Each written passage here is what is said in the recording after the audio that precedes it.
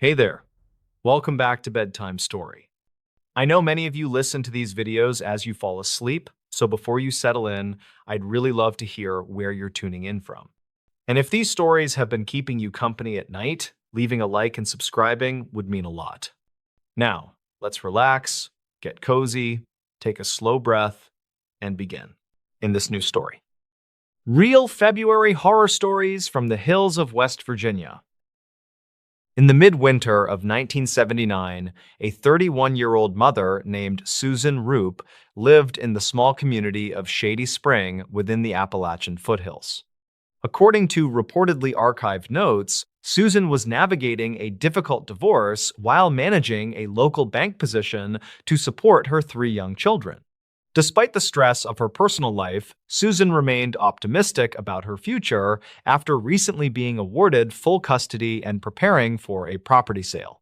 The regional weather in February was notoriously harsh, yet Susan was seen by multiple witnesses performing her daily routines in the cold mountain air. Dispatch logs from the local county file from 2009 indicate that her morning started like any other Tuesday in the quiet town. On the morning of February 12th, Susan left her home and reportedly entered a late-model truck driven by an unidentified individual near the roadside. Records conflict regarding the driver's identity, but state records show that Susan's children were greeted later that day by their estranged father.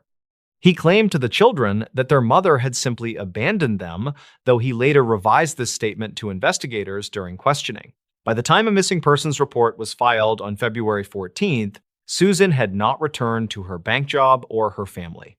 Investigators found it highly unusual for a woman with such deep ties to the local community to vanish without a single word.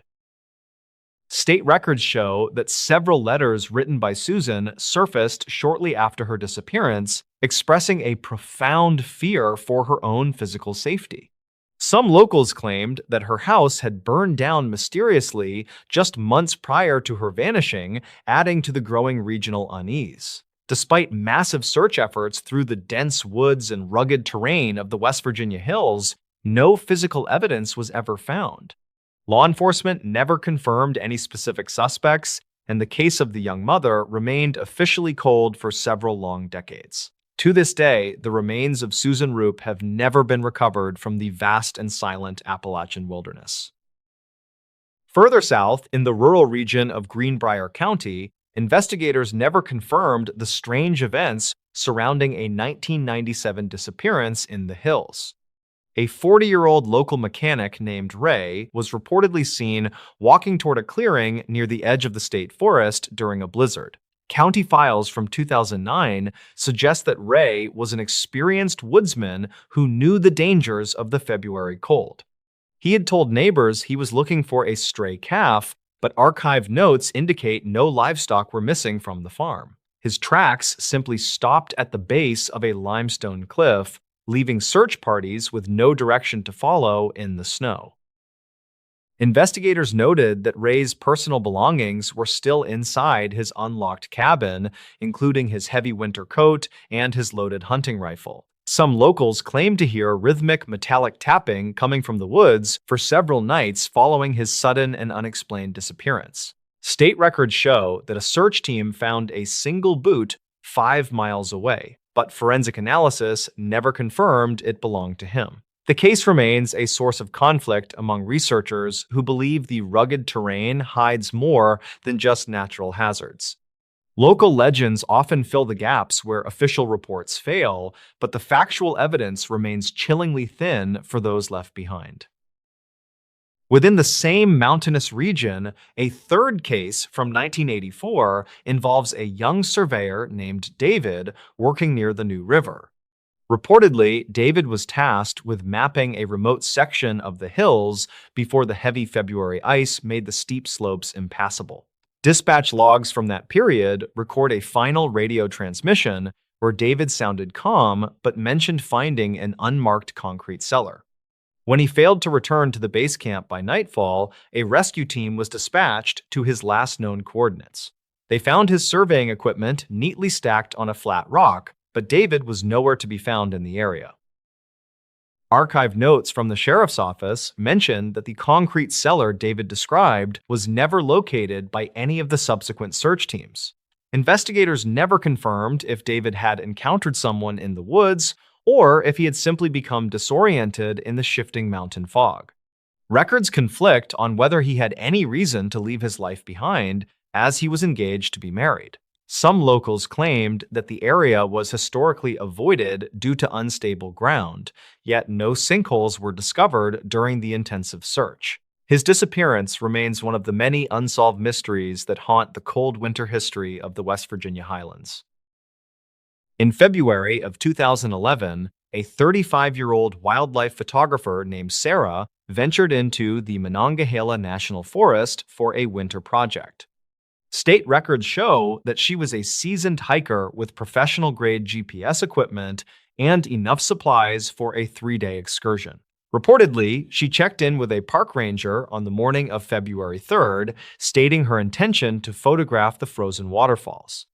When her vehicle was found still parked at the trailhead 5 days later, a full-scale search operation was initiated by the local authorities.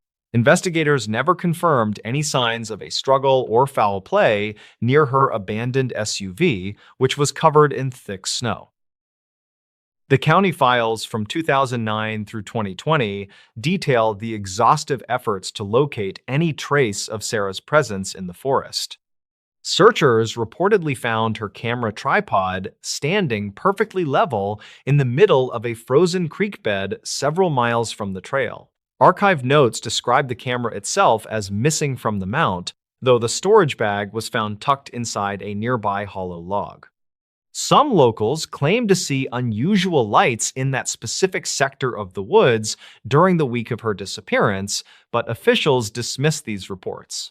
Records conflict on whether the tracks leading away from the tripod belonged to Sarah or to a large local predator. The investigative team noted that Sarah's GPS device was eventually recovered by a hiker in 2014, nearly 10 miles from her last known position. State records indicate that the device had been powered off manually and it contained no data points from the day she vanished. Some investigators suggested that Sarah might have intentionally disappeared, but her family maintained that she had no motive to leave her career. Dispatch logs from the recovery effort mentioned that the area where the device was found had been searched multiple times in previous years. The case remains open with no new leads, leaving Sarah's fate as cold as the February air in which she disappeared. In another documented incident from 1992, a 28-year-old truck driver named Mark was reported missing near the West Virginia border. Reportedly, Mark was hauling a shipment of timber through the winding mountain passes when his rig was found idling on the shoulder. Dispatch logs confirmed that the engine was still running and the heater was on full blast when state troopers arrived. Archived notes state that Mark's wallet and cigarettes were left on the dashboard, suggesting he had stepped out only for a moment. Investigators never confirmed any mechanical issues with the truck that would have required him to stop in such a remote location. State records show that bloodhounds were brought to the scene, but they refused to track any scent beyond the passenger side door. Some locals claimed that the stretch of highway was notorious for sudden whiteout conditions that could disorient even the most experienced drivers. County files from 2009 mentioned that a local resident reported seeing a man matching Mark's description walking along a ridgeline miles away. However, investigators never confirmed this sighting, and no physical evidence of Mark's passage through the woods was ever discovered. Records conflict on the timeline of events, as the truck had been stationary for at least 6 hours before the police arrived. The mystery of Mark's disappearance was further complicated when his wedding ring was found at a local gas station 3 weeks later. Investigators never confirmed how the ring got there, as the station was over 50 miles from where the truck was abandoned. Archived notes suggest the ring appeared to have been placed deliberately on a sink in the men's restroom rather than dropped. Some locals claimed this was a sign of a voluntary disappearance, while others believed it was a taunt from an unknown third party. To this day, the state records for Mark's case remain classified as a missing person investigation with no resolution in sight. Finally, in February of 2004, a 60-year-old retired schoolteacher named Eleanor vanished from her porch in the town of Fayetteville. Reportedly, Eleanor had been seen by a neighbor feeding the birds just moments before she was nowhere to be found. Dispatch logs show that her front door was left wide open and her tea was still steaming on the kitchen table. State records indicate that Eleanor had lived in the same house for 40 years and had no history of memory loss. Investigators never confirmed any evidence of a break-in or any signs that Eleanor had left the property of her own accord.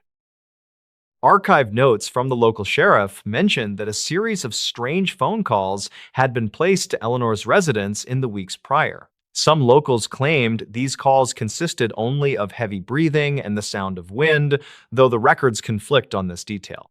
County files from 2009 reveal that a set of footprints was found in the light snow leading toward the back garden. The footprints were notably large and appeared to be made by someone wearing heavy work boots, yet they ended abruptly at the fence.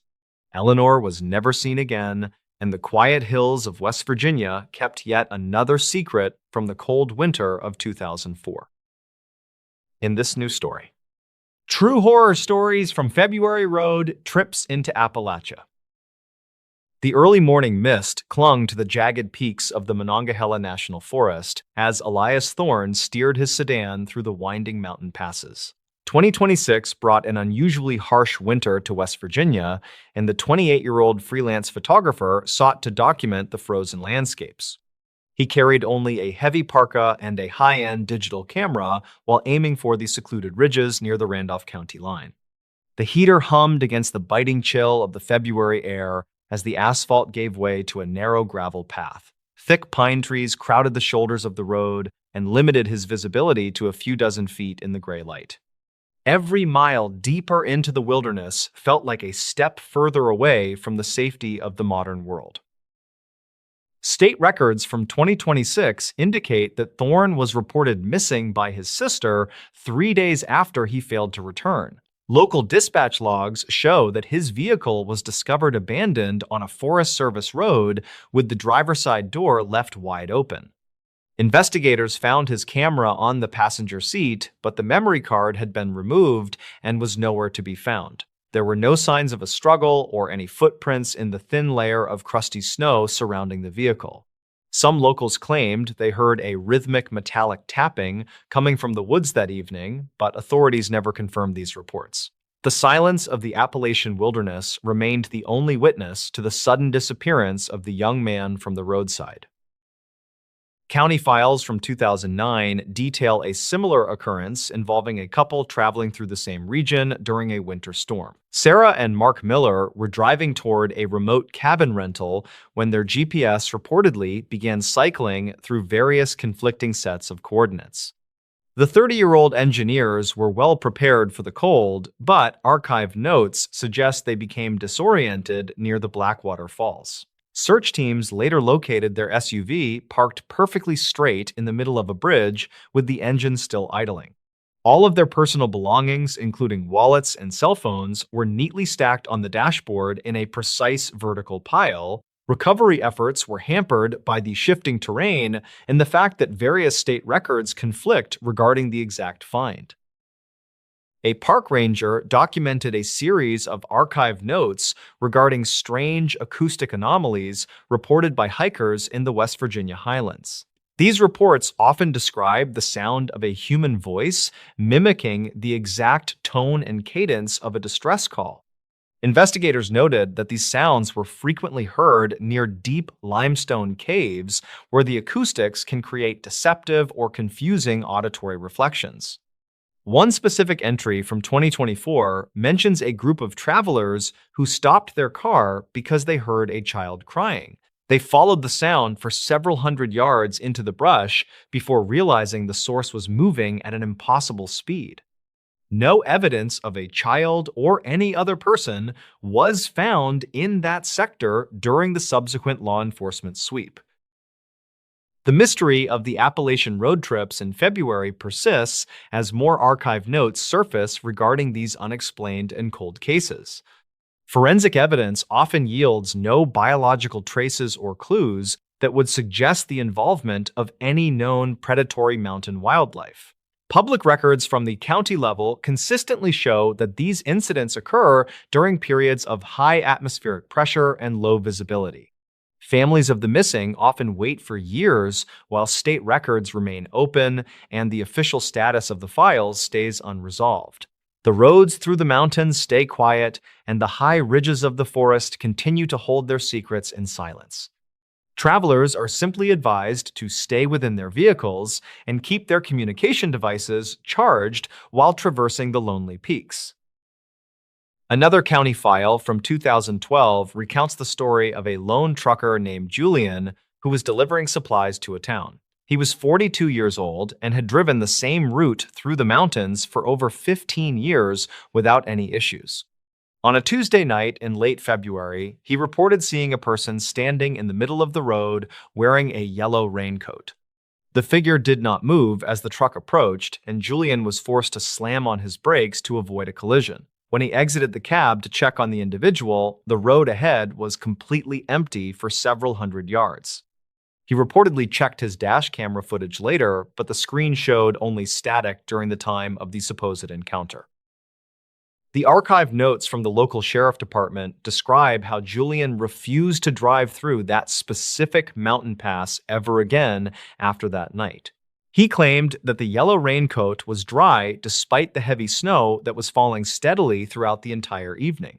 State records show that several other drivers had reported a similar figure in that exact location over the span of 3 decades. Investigators never confirmed the identity of the person, and no missing person reports from the area matched the description provided. Some locals claimed it was a trick of the light reflecting off the snow, but the dash camera failure remained unexplained. The incident remains listed as a miscellaneous anomaly in the county archives from 2012, with no further investigative leads followed. In 2018, a group of university students was conducting a geological survey near the border of Virginia and West Virginia. The 3 individuals were in their early 20s and had planned a 5-day expedition to study the local rock formations. According to dispatch logs, they checked in on the second night, but their final scheduled transmission was never received by the base. A massive search operation was launched involving multiple state agencies and local volunteers who combed the rugged terrain for weeks. They found the students' campsite completely intact, with their sleeping bags still laid out and a campfire that had burned out naturally. All of their high-tech geological equipment was left behind, including expensive sensors that were still recording data during the search. The recorded data from the sensors showed a massive spike in electromagnetic activity at the exact moment the final transmission was cut. Investigators could not explain why 3 healthy young adults would wander away from a warm camp without their shoes or jackets. Archive notes from the lead detective mentioned that the footprints leading away from the camp stopped abruptly after only 10 yards. It was as if the students had simply ceased to exist while walking toward the edge of a nearby steep ravine. Search dogs were unable to pick up a scent, and the aerial infrared scans showed no heat signatures in the vicinity. The case of the missing students from 2018 is still discussed by investigators who specialize in unusual wilderness disappearances. Reports from 2015 describe a phenomenon known among some locals as the phantom headlights of the Appalachian backroads. Drivers frequently reported being followed by a large vehicle with bright lights that would maintain a constant distance for several miles. Whenever the driver would pull over to let the vehicle pass, the headlights would instantly vanish into the darkness of the night. One county file from 2015 notes a driver who tried to outrun the lights and reach speeds over 90 miles. He eventually crashed into a guardrail, but dispatch logs indicate he was the only person on that road for 30 miles. The lights were never caught on any roadside cameras, and investigators never confirmed the existence of a second vehicle involved. State records show that these sightings are most common during the month of February when the mountain air is particularly dense and cold. Some investigators believe that atmospheric reflections of distant city lights could be responsible for the visual illusions experienced by the drivers. However, the frequency of these reports in areas with no direct line of sight to any major cities remains a conflict. Archive notes from a retired state trooper suggest that the lights always seem to appear near the sites of past accidents. No forensic evidence has ever been found to link these visual phenomena to any physical objects or known atmospheric conditions. The mystery of the phantom headlights remains a staple of local lore for those who travel through the Appalachian Heights. Records from 2006 document the case of a 35-year-old biologist named Clara who was studying winter hibernation patterns. She was traveling alone through the Greenbrier region when she reportedly made a frantic call to her husband from a satellite phone. Clara stated that she had found a cluster of abandoned vehicles deep in a valley where no roads actually existed. Investigators never confirmed the location of this valley despite extensive aerial surveys conducted in the following weeks after her disappearance. The satellite log showed the call originated from a coordinate point that was located inside a solid rock mountain face. Clara has not been seen since that day, and her vehicle was never recovered from the dense Appalachian forest floor. County files from 2022 mention a series of metallic containers found scattered across a remote ridge by a local hunter. The 39-year-old man reported that the containers were sealed and bore no markings or serial numbers of any kind. When federal investigators arrived at the scene 48 hours later, the ridge was completely empty and the soil appeared scorched. Some locals claimed they saw unmarked black helicopters operating in the area during the night, but official records conflict on this detail. Investigators never confirmed what was in the containers or who had placed them in such a difficult-to-reach location. The hunter reportedly moved out of the state shortly after the incident and refused to speak with any local journalists. Archive notes from a 2005 investigation highlight a recurring sound described by residents as the groaning of the mountains. This low-frequency vibration reportedly occurs only during the coldest weeks of February and can last for several hours at a time. State records indicate that seismographs in the region do not detect any tectonic activity during these specific windows of time. Some investigators suggest that the sound is caused by the freezing and expanding of water within the deep limestone cavern systems. However, the rhythmic nature of the sound led some locals to claim it sounded more like a mechanical process. The source of the groaning remains unknown and continues to be a point of debate among those who study Appalachian acoustics. In this news story, terrifying true encounters from the deep Appalachian Mountains. In 2013, 24-year-old park ranger Elias Thorne was stationed in a remote sector of the Monongahela National Forest in West Virginia. His primary objective involved surveying trail erosion following a series of heavy storms that had compromised the structural integrity of the local ridgelines. Thorne was an experienced outdoorsman who possessed a deep understanding of the regional topography and the inherent risks associated with isolated mountain navigation. Reportedly, he had completed hundreds of similar solo patrols without incident during his 3-year tenure with the Forestry Department. However, county files from 2013 indicate that his final scheduled check-in never reached the regional dispatch center that evening. The initial search efforts commenced within 6 hours of the missed radio contact as local authorities followed the documented route left in the official logs. State records indicate that search parties found Thorne's abandoned utility vehicle parked at a designated trailhead with his personal gear still inside the cabin. Some investigators noted that the driver's side door remained wide open despite the approaching cold front and the significant drop in ambient temperature. Archive notes from the primary search coordinator describe a scene where there were no signs of a struggle or any forced entry. Dispatch logs from that night confirm that a heavy fog rolled through the valley, which significantly hindered the visibility for the ground teams. By the morning of the second day, a group of local volunteers claimed they discovered a series of unusual depressions in the soft mud. Investigators never confirmed if these markings were of human origin or simply the result of natural erosion occurring near the creek bed. State records show that the tracks led toward a steep limestone cavern system that was not marked on any of the modern geological maps. According to several archived notes from the period, the cave entrance appeared to have been recently disturbed by something of significant physical mass. The team found a single torn piece of a standard forestry uniform snagged on a sharp rock fragment deep within the dark passage. A secondary forensic team arrived on site to examine the evidence, but they found that the subterranean environment was too unstable for a full descent. Records conflict regarding the exact depth of the shaft and whether the sounds reported by the volunteers were echoes or something more tangible. Some locals claimed they heard a rhythmic metallic scraping emanating from the limestone depths during the quiet hours of the early morning search.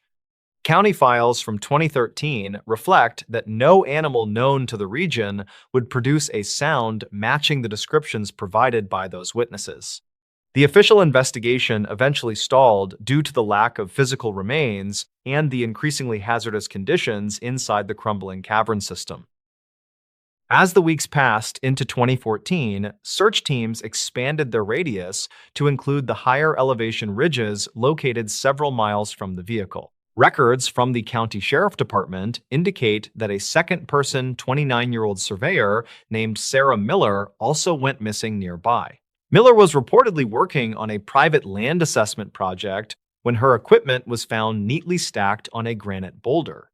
State records show that her GPS unit had been placed on top of the stack and was still powered on when found. Investigators never confirmed why she would abandon her high-value tools in the middle of a shift during broad daylight.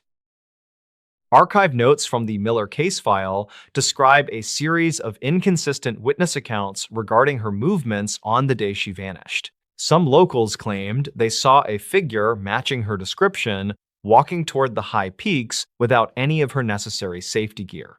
Dispatch logs from that afternoon do not record any distress signals or calls for assistance from her assigned mobile radio unit. State records indicate that the search for Miller was eventually merged with the ongoing investigation into the disappearance of Elias Thorne. Authorities noted that both individuals were last seen within a 5-mile radius of the same unmapped limestone cavern system. During the summer of 2014, a team of specialized cave divers attempted to explore the flooded lower chambers of the mountain range. County files from 2014 suggest that the divers discovered a series of narrow tunnels that showed evidence of human occupation. Archive notes describe the presence of several rusted tools and fragments of clothing that appeared to date back several decades. Investigators never confirmed if these items belonged to recent missing persons or to workers from an abandoned mining operation. Records conflict about whether the tunnel system connects to the surface at any point other than the main limestone entrance.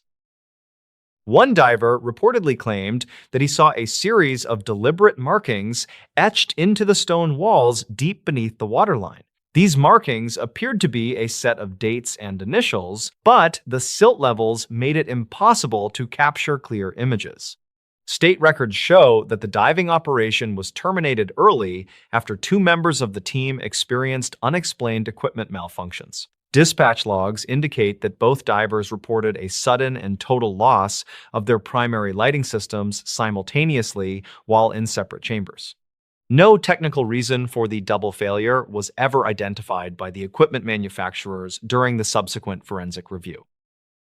14 months later, a pair of hikers in a neighboring county located a rusted handheld radio resting on a high rocky ledge. State records verify that the serial number on the device matched the unit issued to Thorne before his disappearance. The ledge was located over 12 miles away from the original search area and required a level of climbing skill Thorne did not possess.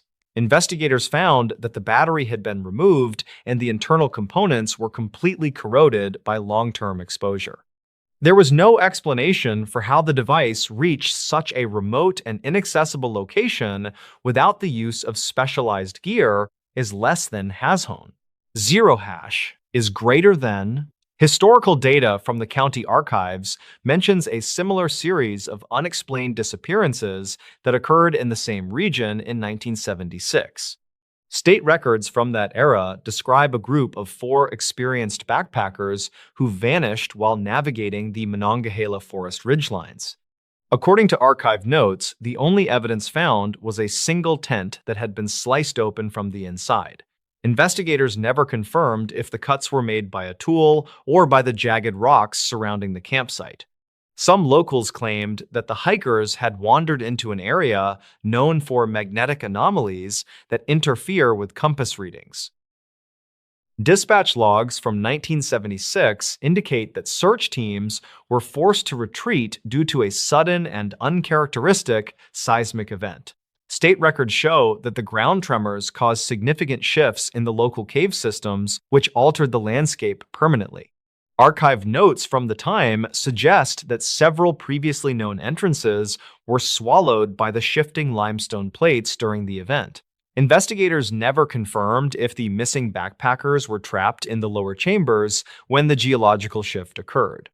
The files were eventually closed due to a lack of physical evidence or credible leads regarding their final coordinates. In 2015, a local rancher reported finding an old leather satchel partially buried in a dry creek bed near the mountain base.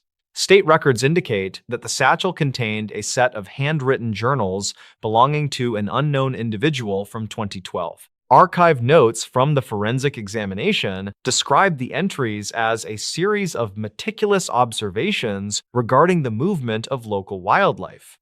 One specific entry reportedly mentions a large bipedal figure that the author observed watching the camp from the tree line. Investigators never confirmed the identity of the journal author or why the satchel was abandoned in such a precarious spot. The journals also contained a hand-drawn map of the limestone cavern system that featured several exits not found on modern maps. State records show that one of these exits was located near the ledge where Thorne's radio was discovered later. Some investigators questioned if a hidden network of tunnels allowed for rapid movement across the difficult mountain terrain without being detected. Dispatch logs from 2015 indicate that a brief follow-up search was conducted based on the coordinates in the journal. However, the teams found that the specific area mentioned had been covered by a massive rockfall following the 2013 storms.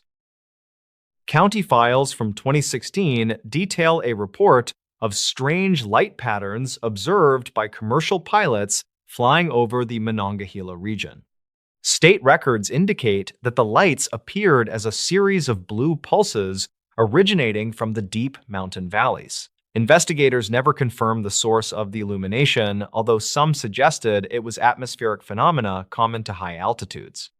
Archive notes from the federal aviation logs show that the pulses did not correspond to any known ground-based signals. These reports coincided with another brief spike in local missing person cases that occurred during the same calendar month. The case of Elias Thorne and Sarah Miller remains open in the state records, although no new leads have surfaced recently. Dispatch logs from the original search are still categorized as incomplete because of the numerous reports that were never officially verified. Some locals claimed that the mountain terrain itself changes during heavy fog, making it nearly impossible for even experienced rangers to navigate. Archive notes from the lead investigator suggest that Thorne might have simply succumbed to the elements after becoming disoriented. However, the lack of a body and the strange placement of his equipment continue to fuel a sense of uncertainty in this new story. A missing hiker case that changed a small West Virginia town forever. Small mountain communities often keep their secrets tucked away in the dense woods until a single person goes missing suddenly. The quiet town of Blackwood sat right on the edge of the Monongahela forest, where the trees grew very thick. Silas Thorne had worked as a lead ranger for the National Forest for over 25 years in West Virginia. He knew every single acre of the rugged land, and he respected the dangers that lived within the deep shadows.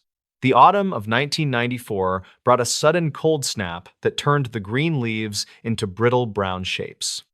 A freelance cartographer named Elias Vance arrived in the town during the first week of October to map the ridge. Elias was 28 years old, and he had a reputation for being extremely thorough with his topographical surveys lately. He checked into the Pinecrest Motel and told the manager he would be back before the first heavy snow. Silas met the young man at the ranger station to provide him with the necessary permits for the backcountry. Elias carried a heavy pack filled with expensive survey equipment and enough food to last him for at least 10 days. He planned to hike toward a remote area known as Dead Man's Drop, which few people ever bothered to visit. Silas warned him that the weather could turn dangerous quickly, but Elias just smiled and said he liked the solitude. The young man seemed very confident in his abilities, and he possessed a map that was incredibly detailed and old. Silas watched the cartographer disappear into the tree line, and he felt a strange sense of unease in his chest. The first week of the expedition passed without any issues, and the weather remained remarkably clear and quite sunny for October. Elias was expected to return to the town by the 20th of the month to submit his preliminary survey findings. When the 21st of October arrived without any sign of the young man, the motel manager contacted the authorities. Silas organized a search party consisting of local volunteers and several experienced deputies from the nearby sheriff office in town. They started their investigation at the trailhead where the old blue truck belonging to Elias was still parked and abandoned. The vehicle was covered in a thick layer of pine needles, and the interior appeared to be completely undisturbed by anyone. Silas found a set of spare keys hidden in the wheel well, and he opened the door to check the glove box. Inside, he found a journal that contained several entries about the unusual geological features of the northern ridge and the cliffs. Elias wrote that the compass readings in the area near Dead Man's Drop were becoming increasingly erratic and very difficult. The search party began the long hike into the wilderness, while a light rain started to fall from the gray clouds. They followed the marked trail for 3 miles before they reached the point where Elias had planned to go off. Silas noticed that the undergrowth in this part of the forest was unusually thick, and it looked very dark indeed. The searchers moved in a grid pattern, and they shouted the name of the missing man into the cold mountain air. They found the first significant clue near a shallow creek about 5 miles into the dense and very unforgiving mountain brush. A bright orange survey marker was tied to a low branch, but it had been shredded by something with claws. Silas knelt down to examine the damp ground, and he noticed several deep impressions that did not look like footprints. These marks were elongated, and they seemed to sink deep into the mud, as if the creature was very heavy. The search party pushed deeper into the wilderness as the sun began to dip below the jagged horizon of peaks. They reached the base of Dead Man's Drop just as a light dusting of snow started to coat the ground.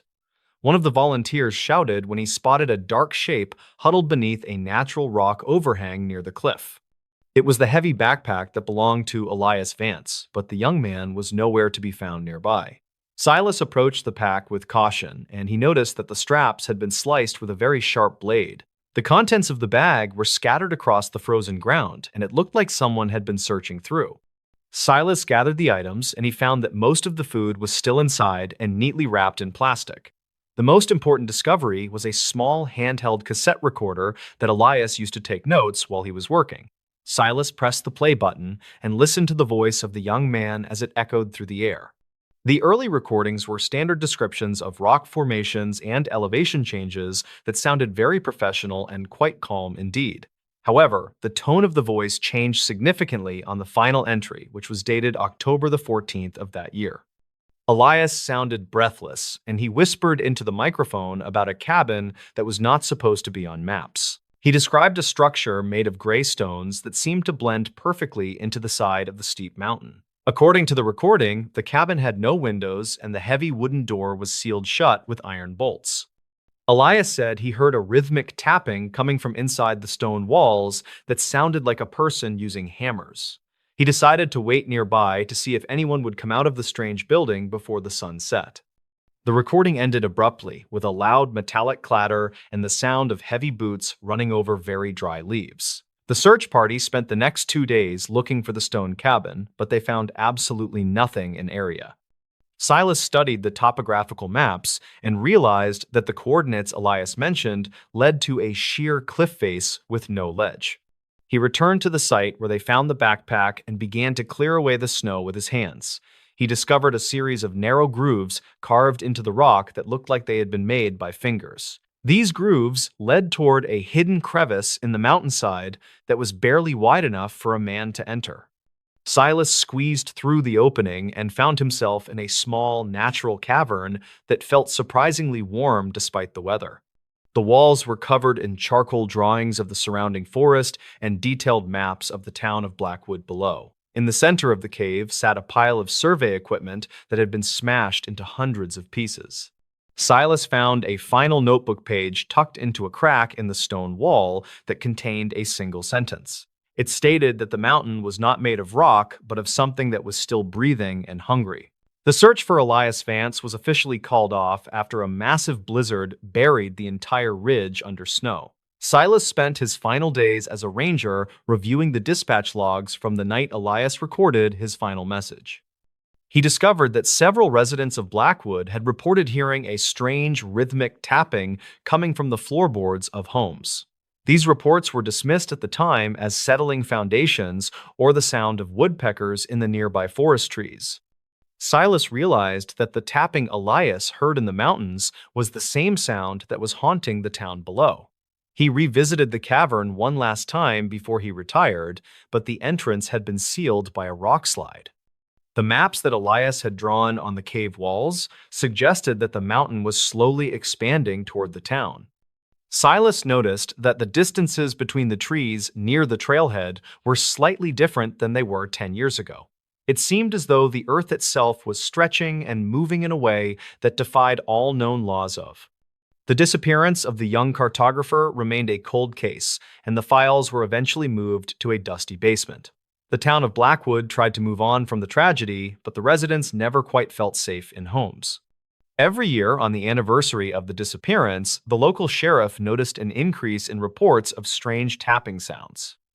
The town of Blackwood was never the same after the disappearance of the young man who came to Map Wilderness. People started locking their doors at night, and parents told their children to stay away from the edge of woods. Silas Thorne retired from the ranger service a year later because he could not stop thinking about the rhythmic tapping. He moved to a different state, but he still kept a copy of the final recording in a desk. Some of the locals claimed they saw a figure watching the town from the high ridges during the cold months.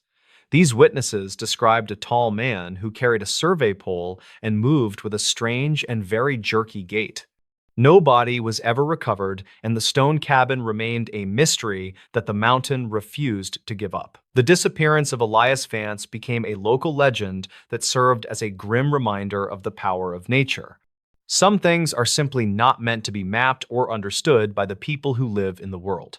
The Monongahela forest continues to grow over the old trails, and the secrets of the ridge remain buried in time.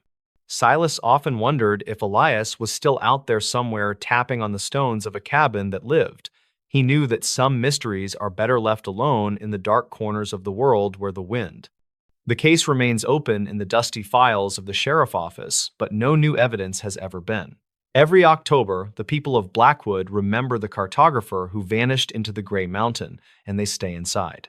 The forest grew thicker around the old ranger station, and the trail to Dead Man's Drop was eventually closed forever. Silas occasionally received letters from old friends in Blackwood who claimed the mountain was appearing closer to the town center.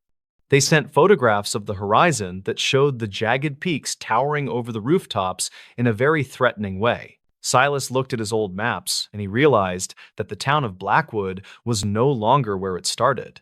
The entire valley had shifted several miles to the north, according to the latest satellite imagery and the local surveys. He remembered the charcoal drawings in the cave, and he realized that Elias had been trying to warn the town. The breathing that the cartographer mentioned was not a metaphor, but a literal description of the earth beneath their feet. Silas finally burned the final recording and the notebook page because the sound of the tapping was becoming too loud. He spent his remaining years in a quiet house far from the mountains where the ground was flat, and the mystery of the vanishing hiker remains one of the greatest unexplained events in the history of the small town. People still whisper about the man who tried to map the heart of the mountain and found something else. The stone cabin is still out there waiting for the next traveler to stumble upon its cold and windowless walls. In this new story, something followed them while camping. In the deep woods of the Cascade Mountains during July of 2024, a terrifying event reportedly changed two lives. Mark was a 28-year-old civil engineer who often looked for peace within the remote regions of the Pacific Northwest. He had spent years exploring the various trails of Washington state, and he felt very comfortable in the dense evergreen forests. His partner, Sarah, was a 27-year-old pharmacy technician who wanted to escape the stress of her daily office work. They had planned this specific trip for several months, and they were both excited to spend some time under the stars. The couple arrived at the trailhead early on a Friday morning while the mist was still clinging to the tall pine trees. They checked their equipment one last time, and then they began the long journey toward a high ridge overlooking a lake. Dispatch logs from the Forest Service show that they had registered their itinerary with the local ranger station before they started. The path was steep and narrow, but they made good time as they climbed higher into the rugged and wild terrain. They reportedly found a suitable campsite near a small stream that provided them with a reliable source of fresh and cold water. Sarah began setting up their small tent, while Mark gathered enough firewood to last them through the duration of the chilly night. The sun began to dip below the horizon, and the shadows grew long across the forest floor as they finished their work. They didn't see anyone else on the trail that day, and they believed they were completely alone in the vast wilderness. While they were eating their dinner by the fire, Sarah mentioned that she felt a strange presence looming just beyond the light. Mark scanned the dark perimeter with his high-powered flashlight, but he didn't see anything unusual among the thick trunks of the trees.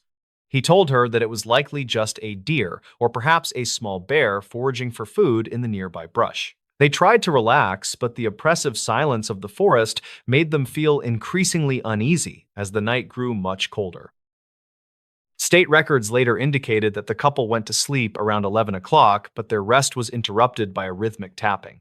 Something was reportedly striking the side of their tent with a light and persistent force that sounded like a thin wooden stick. Mark sat up and listened intently to the sound, but it stopped as soon as he reached for his tactical camping knife. He didn't want to alarm Sarah, so he stayed quiet while he stared at the thin fabric of the tent wall. The next morning, they found several small stones placed in a perfect circle around the cold remains of their campfire from the night. Sarah was certain that those rocks were not there when they had gone to sleep, and she started to feel very afraid. Mark tried to find a logical explanation for the circle, but he couldn't think of any natural process that would do that. They decided to keep their original plan and hike further into the mountains, despite the growing sense of dread that they felt. County files from 2024 note that the couple felt a heavy presence following them as they moved up the trail. Every time they stopped to rest, they would hear the sound of branches breaking in the thick woods about 50 yards behind. Mark looked back several times, but the dense foliage made it impossible to see if a person or an animal was there. They couldn't explain why whatever was following them stayed just out of sight while maintaining such a consistent and frightening pace. As evening approached, they reached a high plateau that offered a wide view of the valley, but they didn't feel any safer. The wind began to pick up, and the temperature dropped rapidly as a thick layer of gray clouds moved over the peaks. They set up their camp in a small clearing, and they made sure to keep their gear very close to the tent. Sarah reportedly saw a tall and thin shadow move behind a large boulder, but it vanished before she could point it out. Investigators never confirmed the identity of the figure, but archived notes suggest that someone might have been living illegally in those woods. During the middle of the second night, the couple was woken up by the sound of heavy breathing just outside their tent.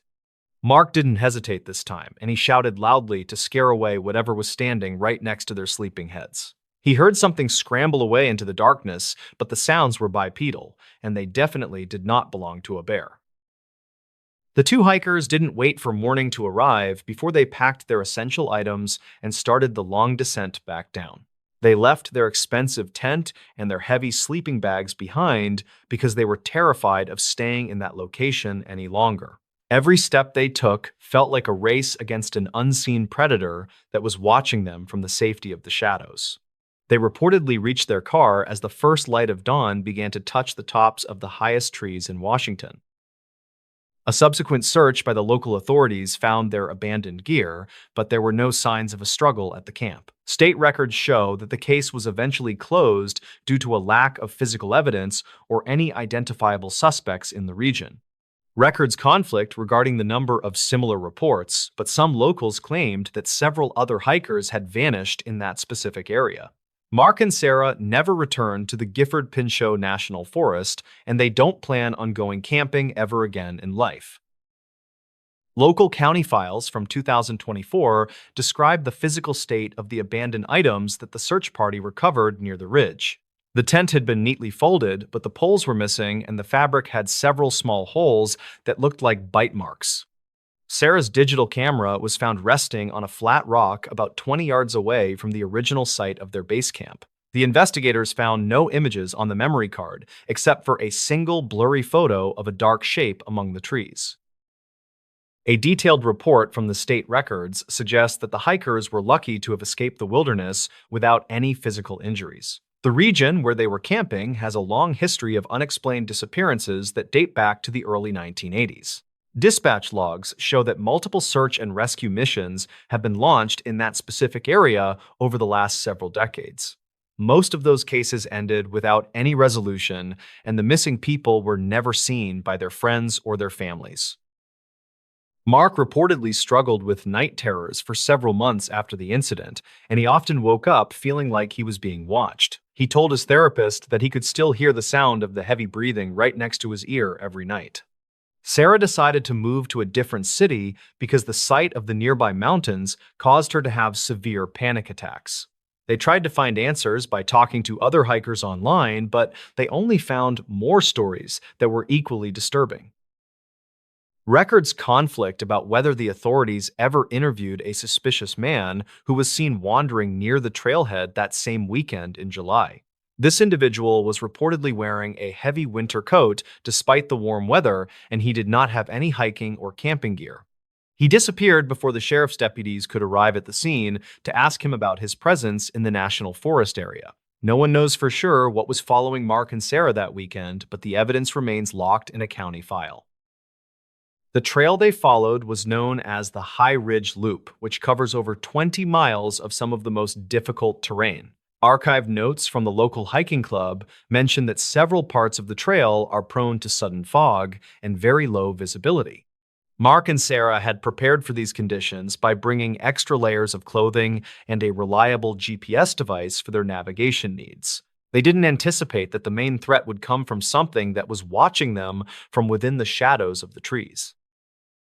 When the search party arrived at the campsite, they noticed that the surrounding brush had been cleared in a very deliberate and unnatural way. State records indicate that the branches were snapped at a height of about 7 feet, which is much higher than any local animal. The investigators also found a small pile of rusted metal objects that had been placed carefully near the entrance of the abandoned tent. These items included old tin cans and a broken pocket watch that appeared to be from the early part of the 20th century. County files from 2024 show that the sheriff was deeply concerned about the strange patterns that were discovered at the forest site. There was no sign of a struggle or any blood, but the overall atmosphere of the camp was described as being very malevolent. One deputy reported hearing a faint whistling sound coming from the deep ravine while he was collecting the hikers' belongings for the official report. He didn't find the source of the noise, but he later resigned from his position at the department due to a nervous breakdown. Investigators never confirmed if the strange items found at the camp belonged to a person who had been living in the woods for years. Some locals claimed that an old hermit had been seen near the lake, but no official records exist to prove his actual identity. The case remains open, and it is still discussed by many people who enjoy exploring the mysteries of the Pacific Northwest wilderness region. Mark and Sarah's story serves as a grim reminder that some things in the woods are better left alone and completely undisturbed. The pharmacy where Sarah worked eventually granted her a long leave of absence so she could focus on her mental health and her recovery. She spent many hours in therapy trying to process the events of that weekend, but the fear remained deeply rooted in her mind. Mark also found it difficult to return to his normal life, and he eventually sold all of his camping and hiking equipment online. They don't talk about that trip anymore because the memories are too painful and they only want to move forward with their lives. Dispatch logs from the night of the incident reveal that several other callers had reported seeing strange lights in the sky over the forest. These reports were never linked to the experience of the two hikers, but they add another layer of mystery to the entire situation. Some people believe that the forest itself has a way of manipulating the minds of those who dare to enter its deepest parts. Records conflict on this theory, but the fact remains that Mark and Sarah were changed forever by what they experienced in Washington. The final report from the county coroner's office mentioned that no physical crimes were committed during the duration of the couple's camping trip. However, the psychological impact of being stalked by an unknown entity is often much more damaging than any physical injury could ever be. State records from 2024 are now archived, and they are only available to those who have a very specific legal reason. The truth about what happened on that high ridge in the Cascade Mountains may never be fully known by the public or authorities. A local reporter attempted to investigate the history of the High Ridge Loop, but he found that many of the files were missing. He reportedly spoke to a retired forest ranger who claimed that the government had purchased several large tracts of land in that area. These state records were allegedly sealed for national security reasons, but no one could explain why a forest would need such high protection. The reporter eventually dropped the story after he received several anonymous phone calls warning him to stop his research into the local matter. Mark once told a close friend that he saw a face peering through the mesh of the tent during the second night of camp. He described the features as being very pale and sunken with eyes that seemed to reflect the light of the dying embers outside. Sarah reportedly didn't see the face, but she felt the weight of something heavy pressing against the side of her sleeping bag. They both agreed that the entity was not trying to help them, but was instead waiting for the perfect moment to strike. The trail has since been closed to the public due to a series of rock slides that made the path too dangerous for most hikers. Some locals claimed that the rock slides were not a natural event, but were instead caused by someone who wanted to keep people away. Investigators never confirmed these rumors, and the official state records simply cite the weather as the primary cause for the trail closure. The Gifford-Pinchot National Forest remains a place of beauty and mystery, but for some, it is a place of absolute terror. The county file from 2024 includes a series of photographs taken of the ground where the tent had been located. These images show a pattern of deep depressions that look like someone had been kneeling in the dirt for a long time. Investigators never confirmed what caused these marks, but they were certainly not made by any equipment that the hikers had brought along. Some locals claimed that this specific spot was known to be avoided by the native tribes who lived in the region. State records show that the case was officially moved to a cold status after 6 months of investigation yielded no new leads. The hikers tried to resume their lives, but the psychological scars were far more permanent than they could have ever possibly imagined. Sarah reportedly sold her house and moved to a city that was far away from any large forests or remote wilderness areas. Mark began to study the local history of the Cascades in an attempt to find some kind of peace or closure. He reportedly found several old newspaper articles that mentioned a similar incident occurring in the same general area back in 1982. Those records conflict with the official police reports of that time, which stated that the missing hikers had simply lost their way. However, the archived notes from the search team described finding the exact same circle of stones around the abandoned campfire. This detail was never released to the general public, and it remains a secret kept within the locked files of the county. The story of Mark and Sarah is a quiet but terrifying example of the unknown dangers that can lurk in our world. We like to think that we're safe when we enter the woods, but the truth is often much more complex and frightening. They don't have the answers they're looking for, and they likely never will find the truth about that cold July weekend. Sometimes the things that follow us out of the darkness are the things that we can never truly understand or explain away. in this new story. True scary hiking stories from deep Appalachia. The Appalachian Trail near the town of Damascus, Virginia, remained a favored destination for experienced hikers during the spring of 2016. Thomas Miller was a 32-year-old civil engineer who spent his weekends navigating the more isolated ridgelines of the Blue Ridge Mountains. He arrived at the trailhead with the intention of completing a 40-mile loop through the high country over 3 days. Local dispatch logs indicated that the weather conditions were favorable when Thomas first set out into the dense timber and rocky terrain. The initial stretch of the journey followed a well-marked path that climbed steadily toward the limestone cliffs overlooking the valley below. The forest canopy in this region of the southern mountains was known for its ability to block out almost all natural sunlight even during the midday hours. Thomas noted in his personal logs that the atmosphere felt unusually heavy as he crossed the state line into a less traveled wilderness sector. State records from 2016 show that the local wildlife populations were stable and there were no reports of aggressive bear activity in the vicinity. He reached the first elevation marker by late afternoon and prepared to transition into the deeper drainage basins that defined the central loop. The trail narrowed significantly here as the hardwoods gave way to ancient hemlocks and thick blankets of damp mountain laurel. By the second afternoon, Thomas reportedly reached a section of the forest where the undergrowth became significantly more dense and difficult to navigate. State records from that period noted that several hikers had previously reported feeling a sense of disorientation while passing through this specific drainage basin. He decided to establish a temporary camp near a small creek that was not clearly marked on his primary topographic map. Investigators later found archived notes suggesting that the topography in this region often shifted due to seasonal runoff and minor geological movements. Thomas settled into his tent as the sun began to set behind the jagged peaks of the surrounding mountain range. The temperature dropped rapidly as the shadows stretched across the creek bed and the sounds of the local bird population went completely silent. Thomas started a small fire using dry wood he gathered from the perimeter of his camp to maintain some level of visibility. He felt a persistent sensation of being watched from the dark tree line, but he attributed the feeling to the isolation of the deep woods. Archived notes from a forestry survey conducted in 2012 mentioned that the acoustics in this valley could create strange echoes. Thomas finished his meal and extinguished the fire before retreating into the safety of his reinforced nylon tent for the evening.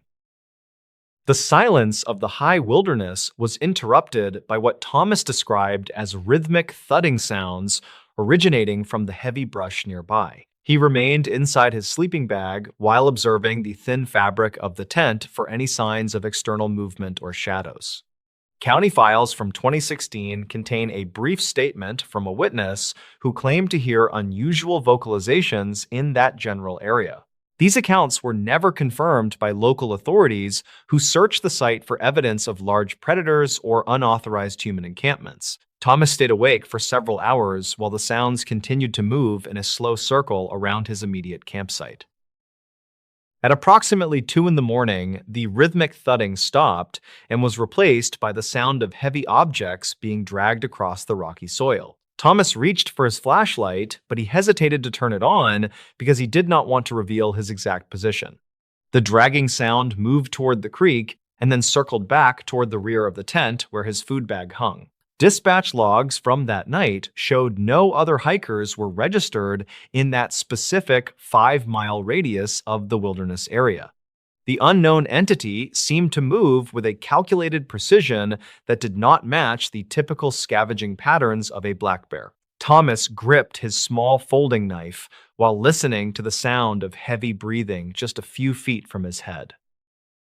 As the first light of dawn appeared, the sounds abruptly ceased, and Thomas emerged from his tent to inspect the surrounding perimeter. He reportedly found several heavy stones that had been moved from the creek bed and placed in a straight line near his gear. Some locals claimed that this behavior matched historical reports of territorial displays by individuals living off the grid in the deep woods. Investigators found no physical evidence of footprints or clothing fibers that would link a specific person to the disturbed rocks or noise. Thomas decided to abandon his original plan and began a rapid descent toward the nearest access road several miles away, is less than #. 0 hash is greater than. The descent was complicated by a thick layer of mountain fog that reduced visibility to less than 10 feet in every direction. Thomas struggled to keep his bearings as the trail seemed to weave through sections of the forest that he did not recognize. The county files from 2009 mentioned a similar case of a hiker who became lost when the trail markers vanished. He checked his compass multiple times, only to find that the needle was spinning erratically near certain rock formations in the gorge. This phenomenon was noted in state records as being caused by high iron content in the local subterranean mineral deposits. Thomas pushed forward through the gray mist while hearing the faint sound of snapping branches behind him. The trek back to the trailhead required Thomas to pass through a narrow gorge where the trail was frequently obscured by fallen hemlock trees.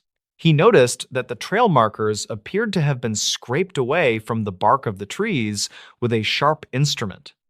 Dispatch logs from that week showed that a maintenance crew had verified the markers were intact only 3 days prior to his arrival. Records conflict regarding whether the damage was caused by environmental factors or intentional tampering by an unidentified individual in the forest.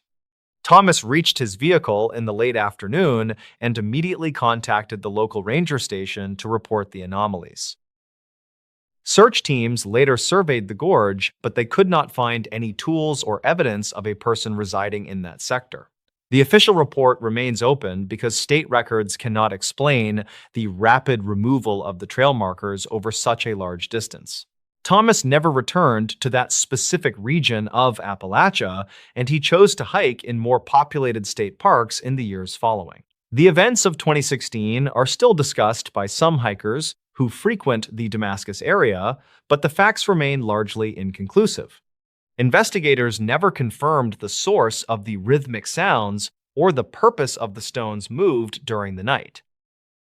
The archived notes from the subsequent investigation included a testimony from a neighboring landowner who resided 5 miles from the trailhead. This individual reported seeing unidentified lights moving along the ridgeline during the same 48-hour period that Thomas was in the woods. County files from 2016 do not include any record of authorized search and rescue operations or aerial surveys that would account for the lights. Forensic analysts examined the stones found at the campsite and determined they were sourced from a geological layer located much deeper in the creek bed. This suggested that whoever moved the stones possessed significant physical strength or spent several hours working in total darkness. The case was eventually moved to an inactive status due to a lack of actionable evidence or criminal complaints. State records from 2017 indicate that 2 more hikers reported similar encounters with rhythmic thudding and rearranged forest debris in the same drainage basin.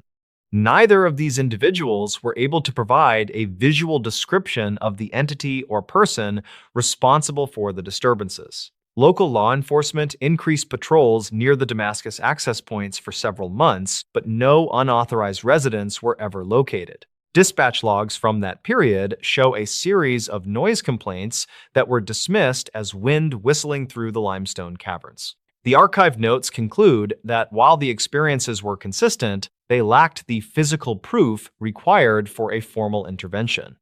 Thomas remains one of the few witnesses who provided a detailed timeline of the events from that spring weekend. Investigators later reviewed old county file from 2009, which detailed a missing persons case in the same northern sector of the trail. A 24-year-old botanist named Sarah Jenkins had disappeared while collecting plant samples near the limestone gorge. Search and rescue logs from that year indicated that her camp was found completely undisturbed, with all of her gear intact and functional. The only anomaly noted in the state records was a collection of river stones arranged in a geometric pattern inside her tent. Canine units were unable to pick up a scent trail, and the case was eventually labeled as a cold file due to a total lack of physical leads. Thomas noted that the arrangement of stones he found bore a striking resemblance to the descriptions in the archive notes from 2009. Reported sightings of a tall, gaunt figure in the periphery of the woods began to surface in local community forums shortly after the incident with Thomas. These accounts remained largely anecdotal, as no photographic evidence was ever produced to support the claims of the residents. Dispatch logs from 2018 mentioned a series of unexplained thefts from local homesteads involving only heavy iron tools and basic survival supplies. Investigators searched the higher elevations for any signs of a primitive shelter, but the terrain proved too treacherous for a sustained ground operation. Some locals claimed that an individual had been living in the deep caverns beneath the gorge for several decades without detection. These theories were never confirmed by geological surveys, which indicated the cavern systems were mostly inaccessible to human beings. By the winter of 2019, the region was hit by a record-breaking snowstorm that effectively sealed off the Damascus trailhead for several weeks. When the snow melted, local rangers found that a significant portion of the old-growth forest had been marked with the same deep scrapings Thomas reported. County files documented that the scrapings reached heights of nearly 10 feet on some of the larger oak trees in the gorge. This data conflicted with the theory of a typical human vandal, as no ladders or climbing equipment were found in the vicinity. Archive notes from the forestry department suggested that the marks could have been caused by falling ice or wind-blown debris during the intense storm. However, the precision of the marks led many to believe that the cause was intentional and directed toward the existing trail infrastructure. The case remains a point of contention among local historians and wilderness enthusiasts who frequent the southern Appalachian Range.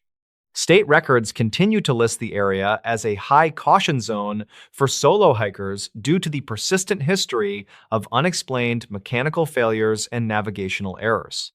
Thomas Miller eventually moved to the Pacific Northwest, where he continued his engineering career, but he reportedly stopped hiking in deep wilderness entirely. He maintained that the sounds he heard in 2016 were not those of a person or an animal he could identify.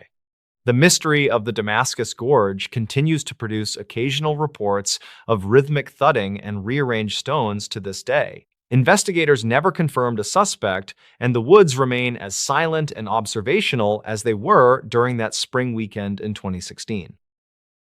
In this news story, true terrifying trucker horror stories from America's darkest highways. The Interstate 80 corridor through the state of Wyoming is reportedly known among professional drivers as the most treacherous stretch of road. High winds and sudden ground blizzards often force the state patrol to close the highway for several days during the peak winter.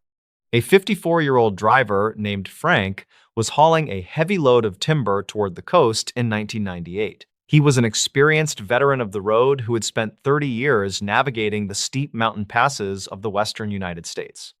Frank was reportedly attempting to reach the town of Rawlins before a massive cold front descended from the northern Canadian plains.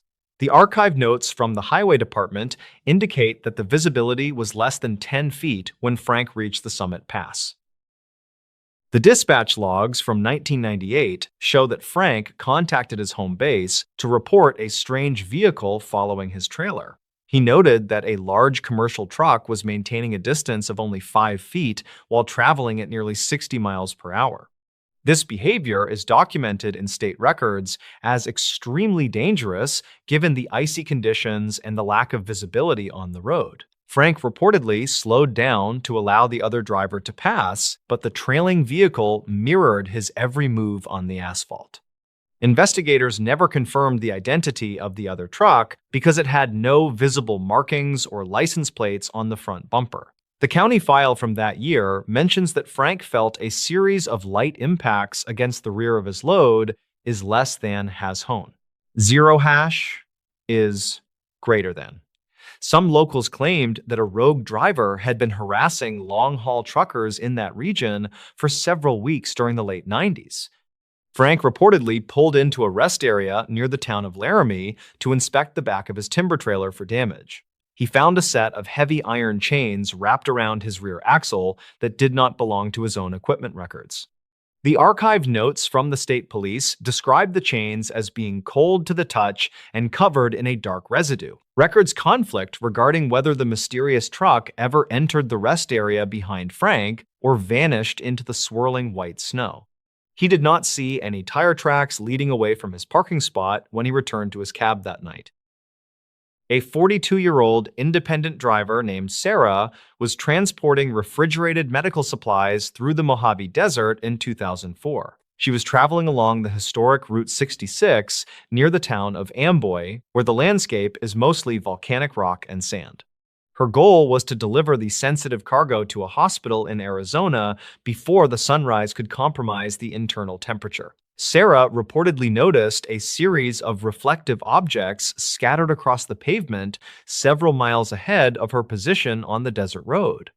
State records from 2004 indicate that multiple drivers had reported seeing strange debris in that specific area of the highway. She decelerated her vehicle and turned on her high beams to identify the nature of the obstacles in her path.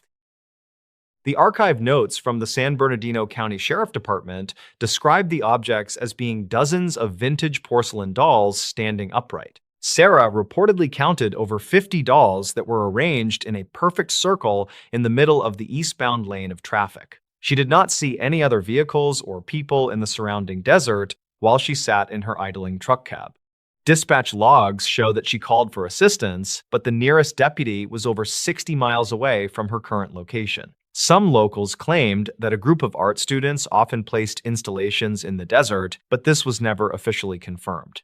Sarah reportedly felt a sense of extreme unease when she noticed that the dolls were all facing toward her door. Investigators never confirmed how the dolls were placed in such a remote area without leaving any footprints in the soft desert sand. Sarah chose to drive off the road and around the display rather than exiting her vehicle to move the strange porcelain figures. She reported that her radio began to emit a high-pitched frequency that lasted until she reached the state line of Arizona. The county file from 2004 mentions that a highway crew arrived at the scene 2 hours later but found nothing. There were no dolls and no signs of a truck driving through the sand or onto the shoulder of the main road. Records conflict on whether Sarah had experienced a visual hallucination caused by the extreme heat or a lack of sleep. In 2012, a 31-year-old driver named Jim was hauling auto parts through the thick woods of northern Maine. He was a rookie driver who was eager to prove his reliability to the logistics company that had recently hired him for work. Jim was driving on Interstate 95 during a quiet Tuesday night when the moon was obscured by a thick layer of clouds. He was reportedly listening to his CB radio to stay awake during the long stretch between the towns of Holton and Bangor. The dispatch logs from 2012 show that Jim was maintaining a steady speed and checking in at regular intervals. He reportedly heard a voice break through the static that sounded exactly like his own voice speaking from the radio. The voice on the radio reportedly began to recite Jim's home address and the names of his family members in a flat tone. Archived notes from the Maine State Police indicate that the transmission did not originate from any known tower or commercial radio base. Jim grew increasingly agitated and tried to change the channel, but the voice followed him to every frequency on the CB unit. Some locals claimed that the iron deposits in the mountains can cause strange interference that mimics human speech in very specific ways. Investigators never confirmed the source of the broadcast or how the speaker obtained personal information about the young driver from Ohio. The county file from 2012 contains a transcript of the strange audio recorded by a hobbyist. Jim reportedly pulled his truck onto the shoulder and disconnected the power to his radio, but the voice continued to speak loudly. He told the county sheriff that he saw a figure standing in his side mirror that looked like his own double.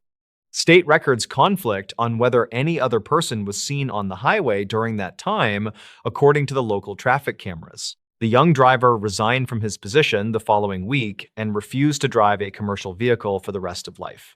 Many archived notes from the region suggest that the Maine woods hold many secrets that are only revealed to the lone driver. These events remain documented as unexplained anomalies in the state records of the American highway system and the county files. A 47-year-old driver named Leo was hauling a tanker of diesel fuel across the Hoover Dam in 1999. He was a veteran of the desert roads who understood the risks of driving through the mountainous terrain of northern Arizona. Leo was reportedly traveling toward the city of Las Vegas to deliver his cargo before the morning rush of the tourist. The dispatch logs from 1999 show that Leo reported a group of people standing on the narrow bridge walkway. He noted that the individuals were dressed in formal attire that appeared to be from the 1920s or the early 30s. Some locals claimed that the bridge is a site of many historical sightings that have never been fully explained. The archived notes from the National Park Service mention that the security cameras did not capture any pedestrians on the bridge. Leo reportedly saw the group of people turn their heads in unison to watch his truck pass through the concrete canyon walls. He told the investigators that the individuals had pale skin that seemed to glow under the yellow glare of the highway lamps. State records conflict regarding whether anyone was authorized to be on the bridge during the late hours of that specific Tuesday. Leo continued his drive, but he reportedly saw the same group of people standing on the shoulder 10 miles ahead. The county file from 1999 describes his statement as being consistent with someone who experienced a significant event. In 2018, a 38-year-old driver named Elena was transporting a load of antique furniture through West Texas. She was driving on Interstate 10, where the flat landscape stretches for hundreds of miles between the small towns and gas stations. Elena intended to reach the city of El Paso before the sun began to bake the desert floor in the morning. She reportedly noticed a flickering light in the distance that appeared to be a distress signal from a stranded motorist nearby. State records from 2018 indicate that there were no reported accidents or breakdowns on that stretch of the road. Elena slowed her vehicle and prepared to stop when she saw a massive structure appearing in the middle of lanes. The archive notes describe the structure as a large wooden house that was sitting directly on the asphalt of the interstate highway. Elena reportedly slammed on her brakes and came to a halt only 20 feet from the front porch of the building.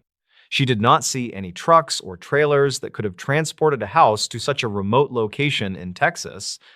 Dispatch logs show that she contacted the highway patrol to report the obstruction, but they found nothing when they arrived later. Some locals claimed that the mirages in the desert can create images of buildings that are located hundreds of miles away. Investigators never confirmed how a physical object could vanish from the road without leaving any marks on the hot pavement. A 50-year-old driver named Michael was hauling a load of luxury cars through the Everglades on Interstate 75 inches 1980. He was a seasoned professional who was used to the humidity and the thick fog that often blankets the Florida swamp. Michael was reportedly traveling south toward the city of Miami when his headlights revealed a barrier of thick vines across the road. The state records from 1980 describe several incidents where the local vegetation appeared to grow over the highway overnight in certain areas. He stopped his truck and stepped out to inspect the barrier, which seemed to be made of ancient oak and moss. Archive notes from the county file suggest that the wood was not native to the southern state. Michael reportedly heard a sound like heavy breathing coming from the darkness of the cypress trees on either side of the highway. He noted that the air was filled with a scent that resembled old wet paper and rotting flowers from the deep marsh. Some locals claimed that the swamp has a way of reclaiming the land that was taken by the construction of the roads. Investigators never confirmed the presence of the wooden barrier because it was gone by the time the patrol arrived at the scene. Records conflict regarding whether Michael had accidentally driven onto an abandoned access road that was no longer in use by the public. He reportedly refused to drive through the Everglades at night for the remainder of his long career as less than has Hone. Zero hash is greater than. A 29-year-old driver named David was transporting industrial chemicals through the plains of Kansas in 2017. He was driving on Interstate 70 during a period of intense heat that had caused the pavement to ripple and crack. David was reportedly checking his side mirrors when he noticed that his trailer appeared to be dissolving into a liquid state.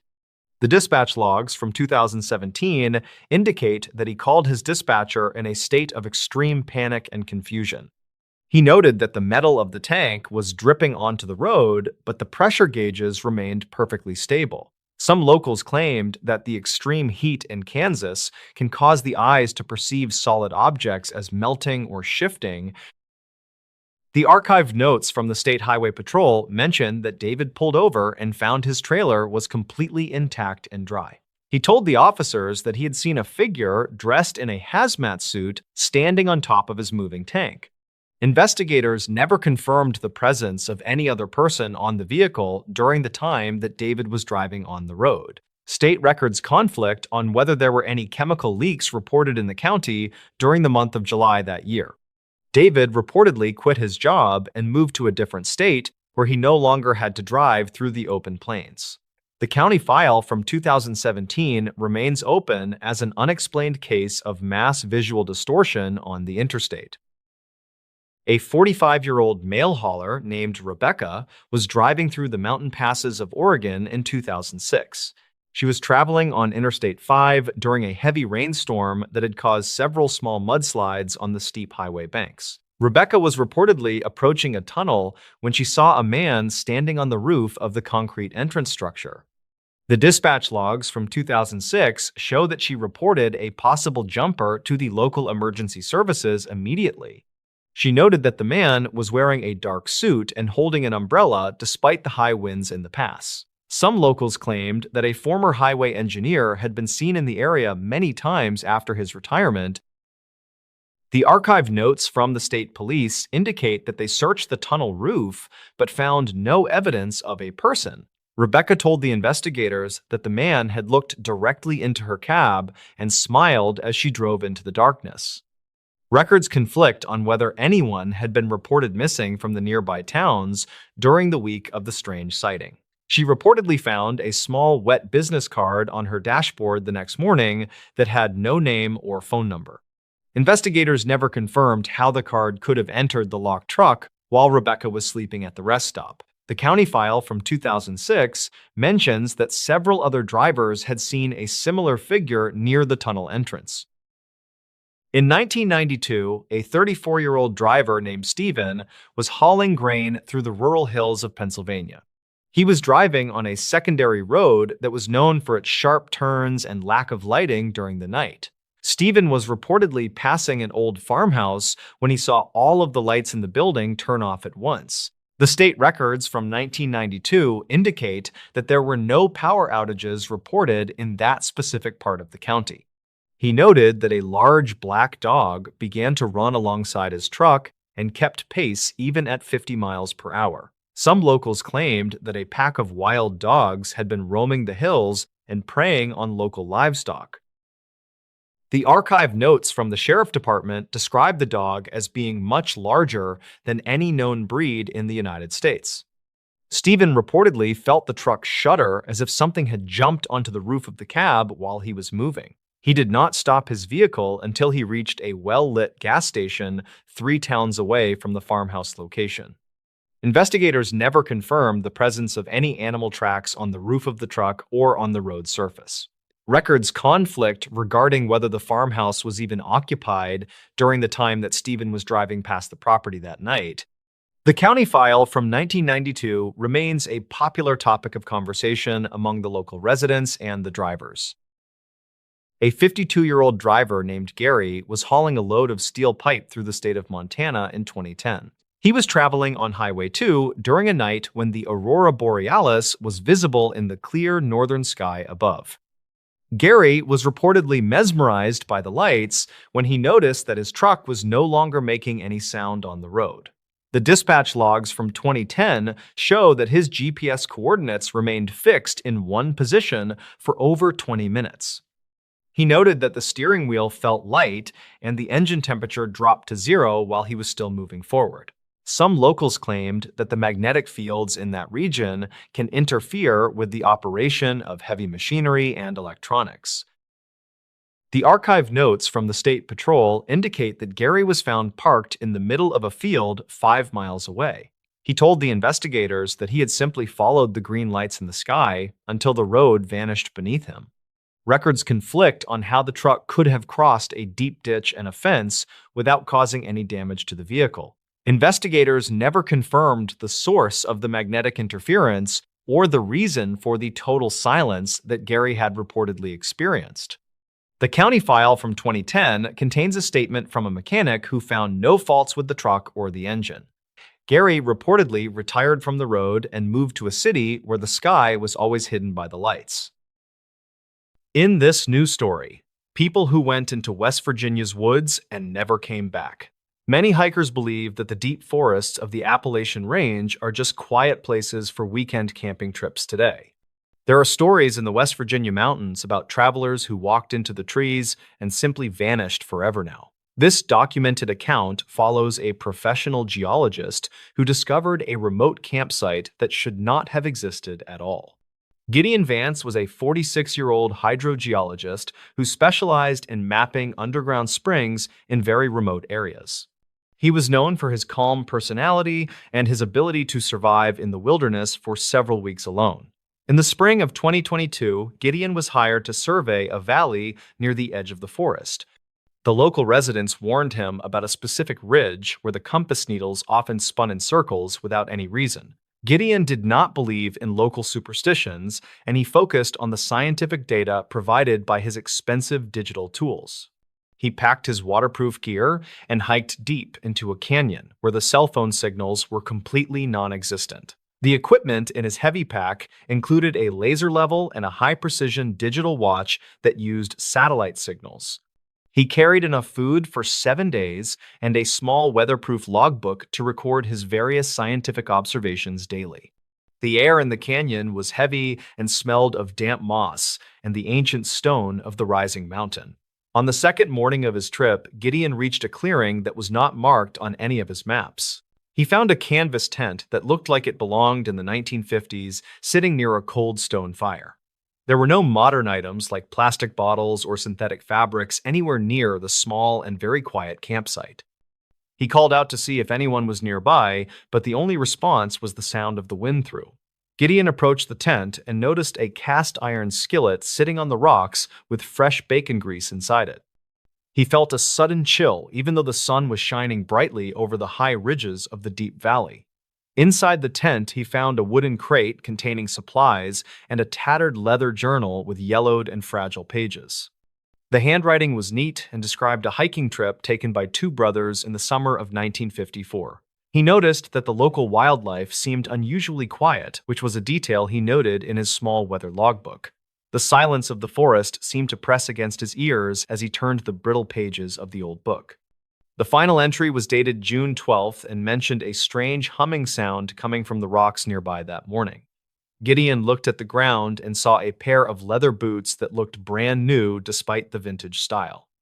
He picked up a newspaper from the crate and saw the headline was from the year 1954 today. He heard a branch snap behind him and turned to see two men wearing heavy flannel shirts and denim pants. The men looked confused and asked Gideon why he was wearing such strange and brightly colored synthetic hiking clothes today. They explained that they had only been camping for 2 days and were waiting for their father to return soon. Gideon realized with a shock that these men matched the descriptions of two brothers who disappeared 70 years ago today. He checked his watch and noticed that the date on his digital screen was now flickering between different years rapidly. The brothers, whose names were Alistair and Emmett, noticed the laser level on his tripod and backed away in terror. Gideon tried to explain that he was a scientist, but his voice sounded like it was coming from far away. He felt a sense of overwhelming vertigo, as if the ground beneath his boots was turning into a gray mist. He ran back toward the main trail and did not look back at the clearing or the two lost brothers. The woods looked different in the fading light, and every tree seemed to shift its position when he turned now. When he reached his truck, he found that the police were already there searching for a missing man named Gideon. The officer named Dalton Grady told him that he had been missing for over 3 weeks in the deep woods. Gideon felt like he had only been away from his vehicle for 2 hours before he reached the main road. He checked his pack and found the leather journal from 1954 sitting right on top of his maps. The final page now had a new entry that described a man in bright orange clothes who visited their camp. Gideon never returned to that part of the West Virginia forest, and he left the geology profession shortly after that. He still dreams about the humming sound in the rocks and the smell of the fresh bacon in the woods. The mountains of West Virginia continue to hold their secrets in the deep places where time does not always move. Some structures are not built of wood and stone, but are woven into the very fabric of the passing years. If you find yourself lost in the woods near the border, you should probably keep moving until the sun comes. The ending of the tale sounds fake until you see the journal and the date written in your own hand. The truth is a shadow that follows you home from the woods and stays with you until the very end. This event remains one of the most puzzling cases in the archives of the local search and rescue teams today. Witness statements from the family members of the missing brothers confirm that the handwriting in the journal is perfectly authentic. The police files include photographs of the campsite that Gideon found, but the clearing was empty when they arrived there. They found no tent and no fire and no signs of the two brothers who had been seen by Gideon. The only evidence left behind was the journal that Gideon had taken from the wooden crate during his initial discovery. Forensic analysis of the paper showed that it was manufactured in the early 1950s, but it showed no aging. The ink was still fresh, and the leather binding had not yet developed the cracks typically found on antique books. Geologists who studied the canyon reported that the rock formations contain unusual magnetic properties that might affect local electronic devices. Some researchers believe that the humming sound Gideon heard was a result of geological pressure deep within the mountain range. Others suggest that the canyon is a place where different eras overlap for a few minutes when the weather changes. Gideon Vance spent several years trying to understand the physics of his experience, but he never found a clear answer. He often visits the county library to look at the missing persons files from the middle of the last century. He found a report about Alistair and Emmett that mentioned they were last seen carrying a heavy canvas camping tent. The photograph in the file showed two young men who were the exact same people Gideon met in the clearing. Their father had also disappeared that same week and was never found by the police or the local search parties. The case remains officially open because the bodies of the brothers were never recovered from the deep and dark woods. Gideon believes that the brothers are still in the canyon waiting for their father to return to their small camp. He often wonders if they saw him as a ghost from the future or a demon from another world entirely. The memory of their confused faces stays with him, and he can still hear their voices in his quiet mind. The forest has grown over the trails that lead to that specific coordinate, and the maps are no longer accurate. The government has restricted access to the valley, citing environmental concerns and the danger of the steep and rocky terrain. Most people who live in the area avoid the mountain and tell their children to stay away from the trees. They know that the woods can take a person and hold them for 70 years without letting them grow old. The silence of the mountain is a warning to those who think they can master the secrets of the wild. If you hear a humming sound in the rocks, you should turn around and run as fast as you. Do not look for the clearing and do not speak to the men who are wearing the flannel shirts today. The past is a dangerous place, and it does not always let you return to the present day in one fort. The ending of the story is the part that stays with you when you are walking alone in the night. The mystery is the heart of the wild, and the heart of the wild is a cold and dark. Gideon Thorne is the only witness to a truth that science cannot explain or even begin to understand fully now. The archived dispatch logs from the night of his return record a man who was terrified of his own watch. The officers who processed the report noted that Gideon appeared to have aged several years in just a few weeks. His eyes were bloodshot, and he spoke in a hurried whisper about a camp that did not exist on maps. They took his statement and filed it away with the other unexplained reports from the Appalachian mountain range this year. The journal is kept in a safe at the university where researchers occasionally study the strange and fresh ink. No one has been able to reproduce the magnetic conditions that Gideon described in his detailed and very professional notes. The mountain continues to stand over the valley, and the fog still rolls through the trees in the morning. Some say the brothers are still there, and they are still waiting for the sun to go down today. The story of the surveyor is a warning to those who believe that time is a straight and simple line. It is a loop that can catch you and hold you in a moment that never ends or begins. The woods of West Virginia are deep, and they are very old, and they do not like to be. The ending of the story sounds fake until you stand in the fog and hear the sound of the rocks. The truth is in the journal, and the journal is in the safe, and the safe is in the forest is waiting for the next person to lose their way in the mist of the high ridges. The tale is told, and the listener is warned, and the cabin is waiting in the deep and dark. The story of Gideon Vance is a legacy of the unknown in the heart of the great American wild. The ending is the part that stays with you when you turn off the light at the end day. The mystery is the ending, and the ending is the mystery in the quiet woods of the mountain range. The story is finished, and the forest is dark, and the mountains are silent, and the truth is free. The geologist is home, and the camp is gone, and the brothers are waiting for their father to return soon. The ending is the beginning of the next story, in the heart of the great and ancient mountain wild. The tale of the man who saw the past in the present is done for now in the woods are calling, and the fog is rolling, and the mystery is yours to keep for a long. The ending is the silence that follows the final word of the story of the lost and the truth. The truth is a shadow in the trees, and the trees are the only ones who know the secrets. The story is done, and the fire is out, and the dark is all that remains in the fire. The forensic evidence of the journal remains the only physical proof that the brothers were ever seen after 1954. Handwriting experts compared the new entry to the older pages and found they were written by the same person. This would mean that the boy from the past wrote about Gideon in the future with the same pen today. The local sheriff continues to keep the case on his desk because it is the only one he cannot solve. He looks at the vintage boots in the evidence room and wonders how they could stay so clean and new. The valley is a place where the air stays still and the seasons do not follow the normal calendar cycles. Gideon Vance never went back to the mountains, and he never looked at another digital watch for his entire life. He preferred the steady ticking of an old mechanical clock that stayed in the present moment with him at home. The story of the disappearance is told in hushed tones by the residents of the nearby mountain town of Blackwood. They know that the woods are not just trees and rocks, but are a living part of the local Blackwood. The mystery is a gift for those who listen to the whispers of the wild and the hidden places now. The ending of the tale is the part you will remember when you are walking alone in the forest. The story is a circle, and the circle is a map, and the map leads back to the start. The truth is a fire that burns in the heart of the dark and the silence of the mountain. In this new story, Washington's small-town horror stories that locals never talk about. Sultan, Washington remains a quiet region where the dense evergreens often hide the heavy morning mist in the early fall. Local residents usually avoid discussing the specific events that occurred near the edge of the Skycomish River during 2015. Records from the county sheriff indicate that several calls regarding unexplained activity originated from a single remote property that year.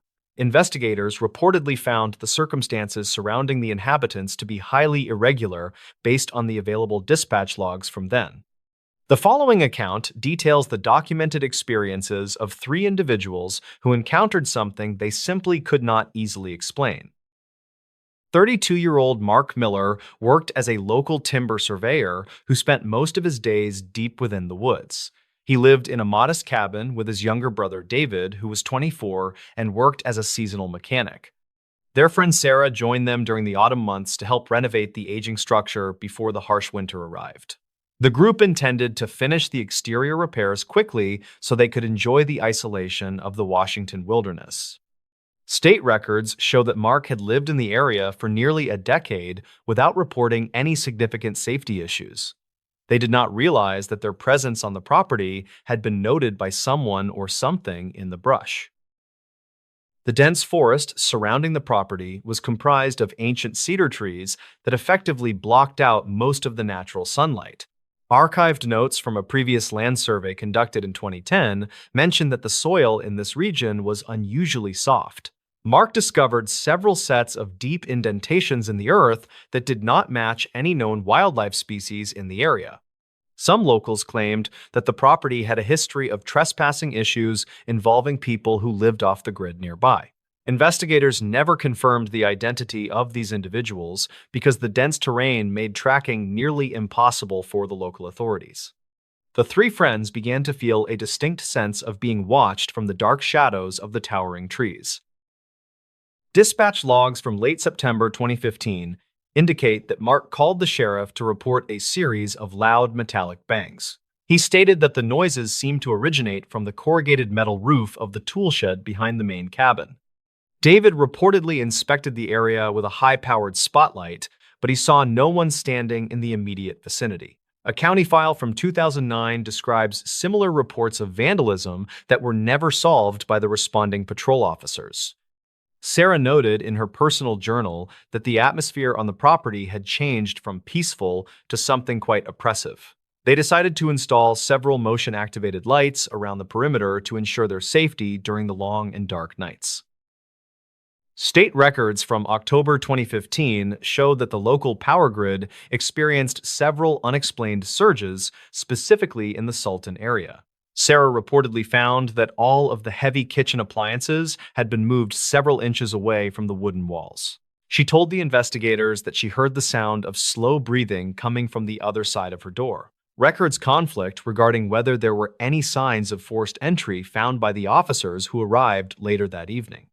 Some locals claimed that the cabin was built on top of an old mining shaft that created strange acoustic effects. The group became increasingly paranoid as they realized that their physical environment was being subtly altered by an unknown force. Archive notes from the county coroner mention a discovery of several dead animals that were arranged in a perfect circle. Mark found these remains near the edge of the clearing where he usually parked his heavy-duty timber hauling truck. Investigators never confirmed if the animals had been killed by a predator or if they were placed there by someone. The county file from 2009 mentions that a previous resident had reported finding similar patterns in the high grass. David reportedly began to suffer from severe sleep deprivation because he heard the sound of footsteps on the porch every night. He described the noise as a heavy dragging sound that lasted for several minutes before fading away into the deep woods. Dispatch logs from November 2015 record a second call regarding a security breach in the lower level of the cabin. David reportedly found the heavy iron padlock on the cellar door had been snapped off with a pair of bolt cutters.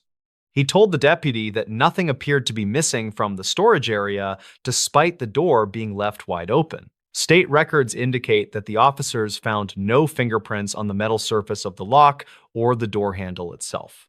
Some locals claimed that a group of transients was known to use the abandoned mining tunnels for shelter during the winter. Investigators never confirmed this theory because no one was ever located in the subterranean passages beneath the Sultan Forest area. Sarah reportedly captured a single grainy photograph of a figure standing near the tree line during the early hours of the morning. The image shows a tall and thin shape that appears to be wearing a dark hooded coat with no visible face. Archived notes from the sheriff department state that the photograph was too blurry to provide any useful evidence for a search. Records conflict on whether the figure was a physical person or simply a trick of the light among the tall trees. Mark decided to board up the lower windows of the cabin to prevent anyone from looking inside during the night.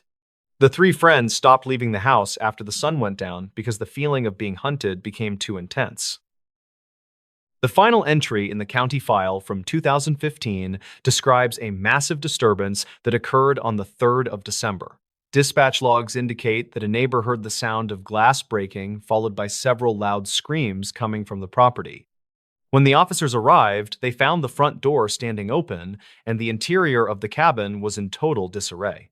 State records show that a significant amount of blood was found on the kitchen floor, but no bodies were ever recovered.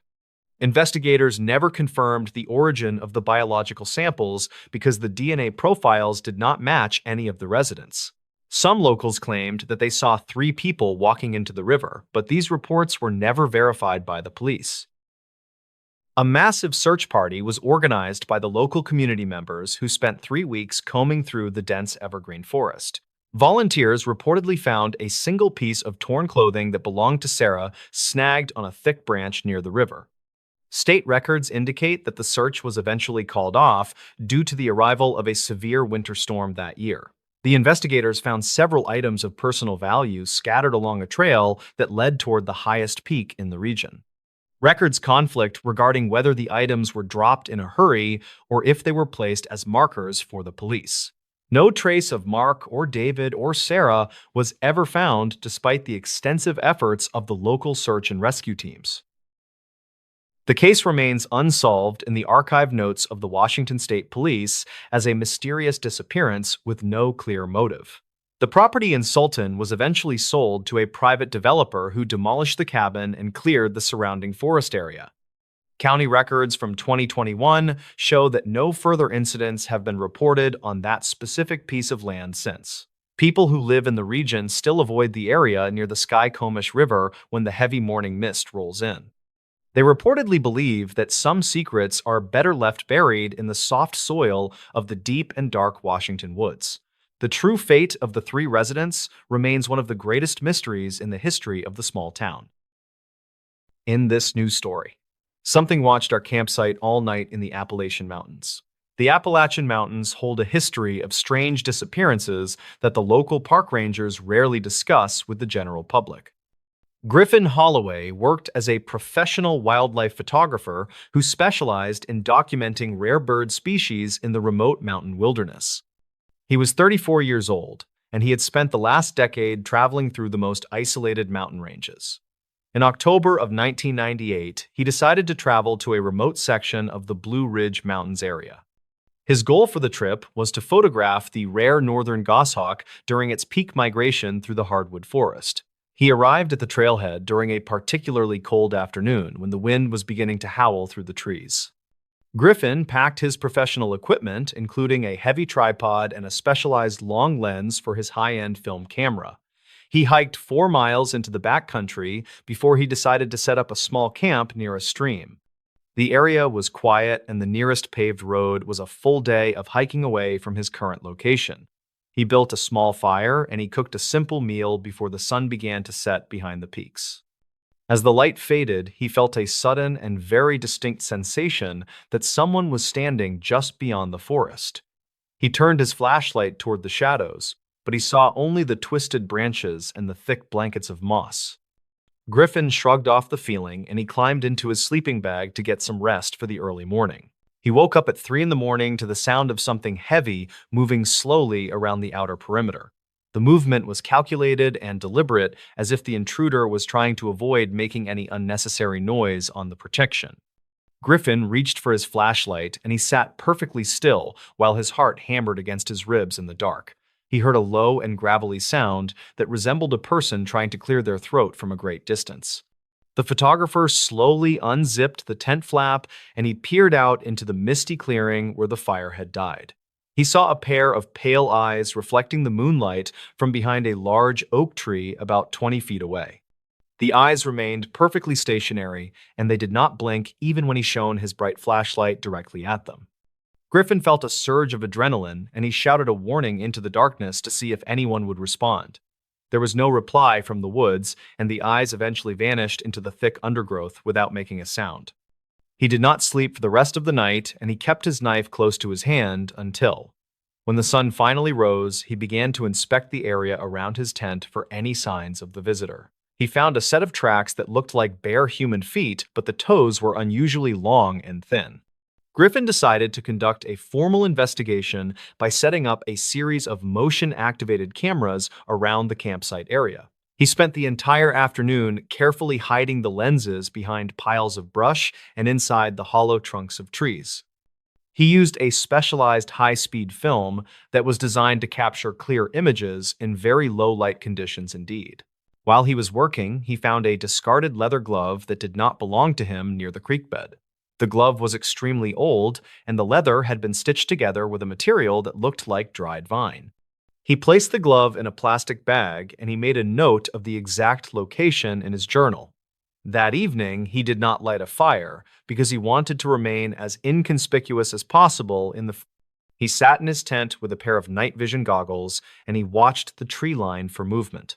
At midnight, he saw a group of three tall figures emerge from the shadows near the edge of the.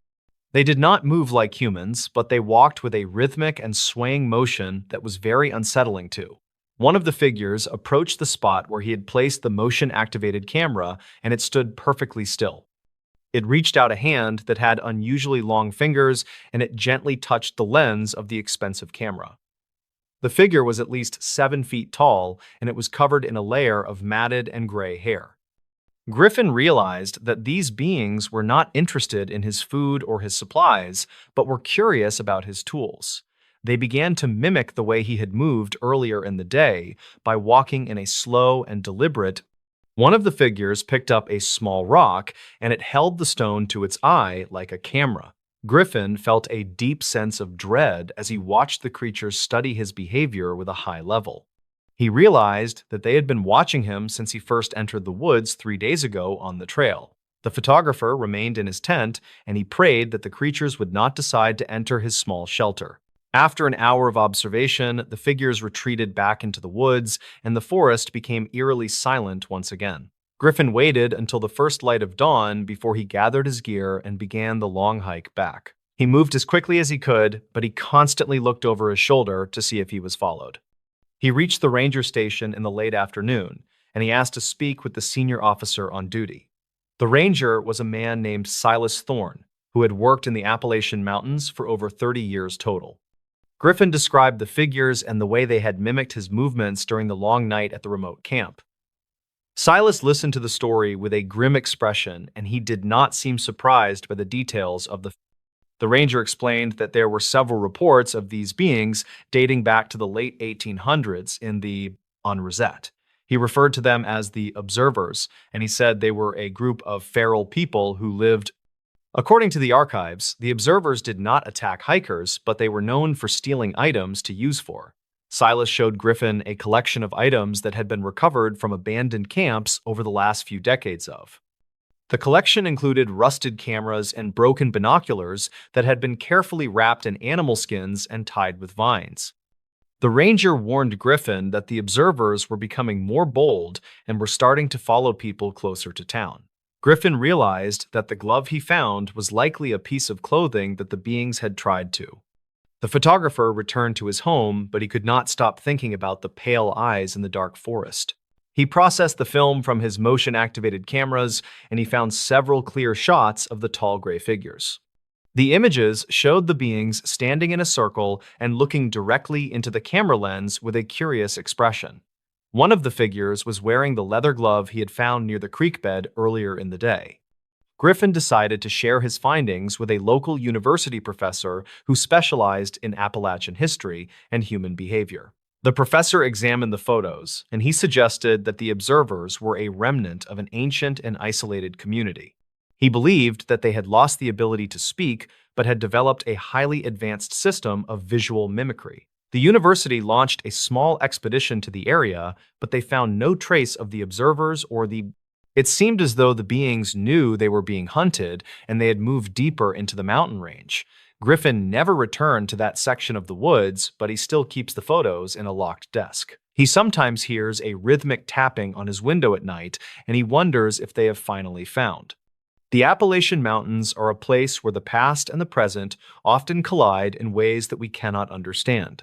Griffin Holloway eventually retired from wildlife photography and he moved to a quiet town far away from the dark woods. He often tells his story to other hikers as a warning to always be aware of their surroundings at. He knows that there are things in the mountains that do not want to be mapped or understood by. The legend of the observers continues to grow and more people report seeing the pale eyes in the forest. Some people say that the beings are guardians of the wilderness, while others believe they are something much more. The ranger station still keeps a file on the disappearances, but the official cause is always listed as accidental. Griffin believes that the observers are still out there and they are still watching the people who enter the D. He remembers the way the figure held the rock to its eye, and he knows they are still learning. The mountains hold their secrets tightly, and they do not give them up to anyone who is not invited. Every October, he looks at the mountains and he remembers the night he was studied by the Silent Watchers. The investigation into the leather glove revealed that the stitching was made from a rare type of mountain orchid root.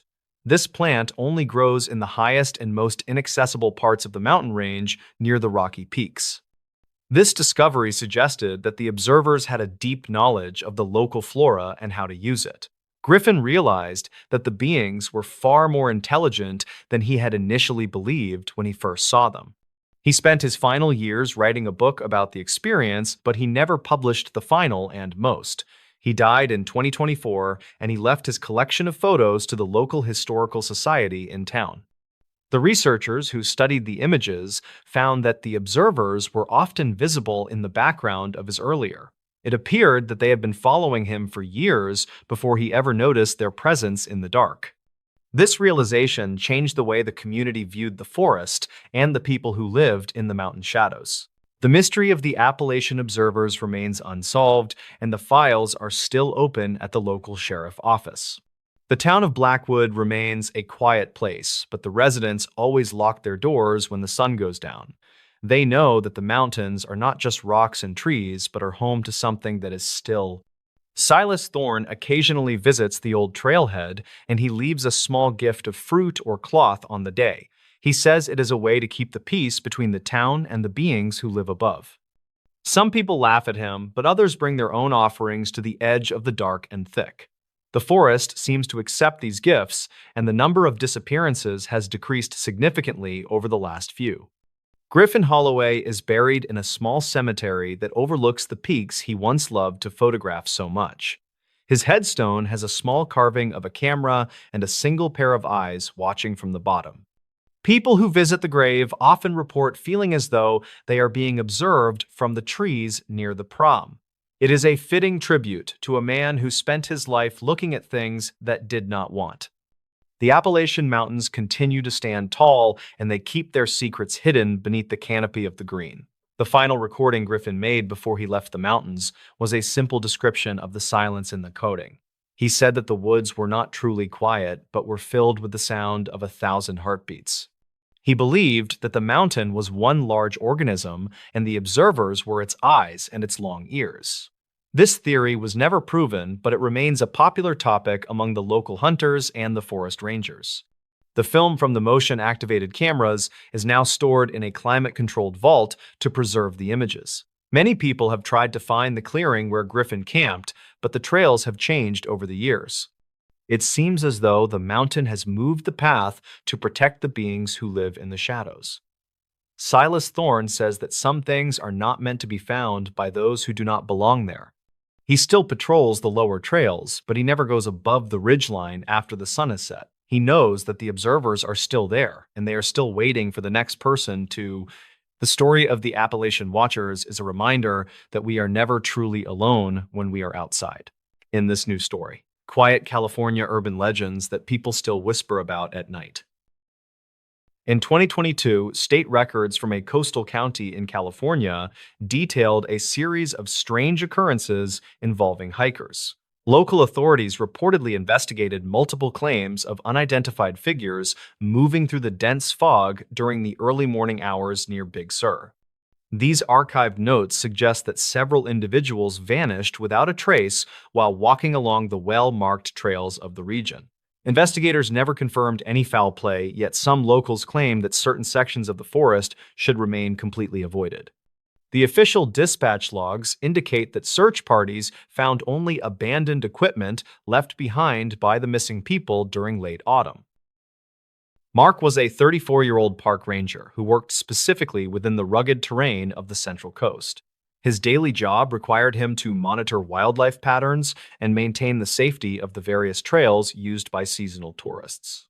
He arrived at the remote observation station with the goal of documenting local coyote populations for a state-funded study.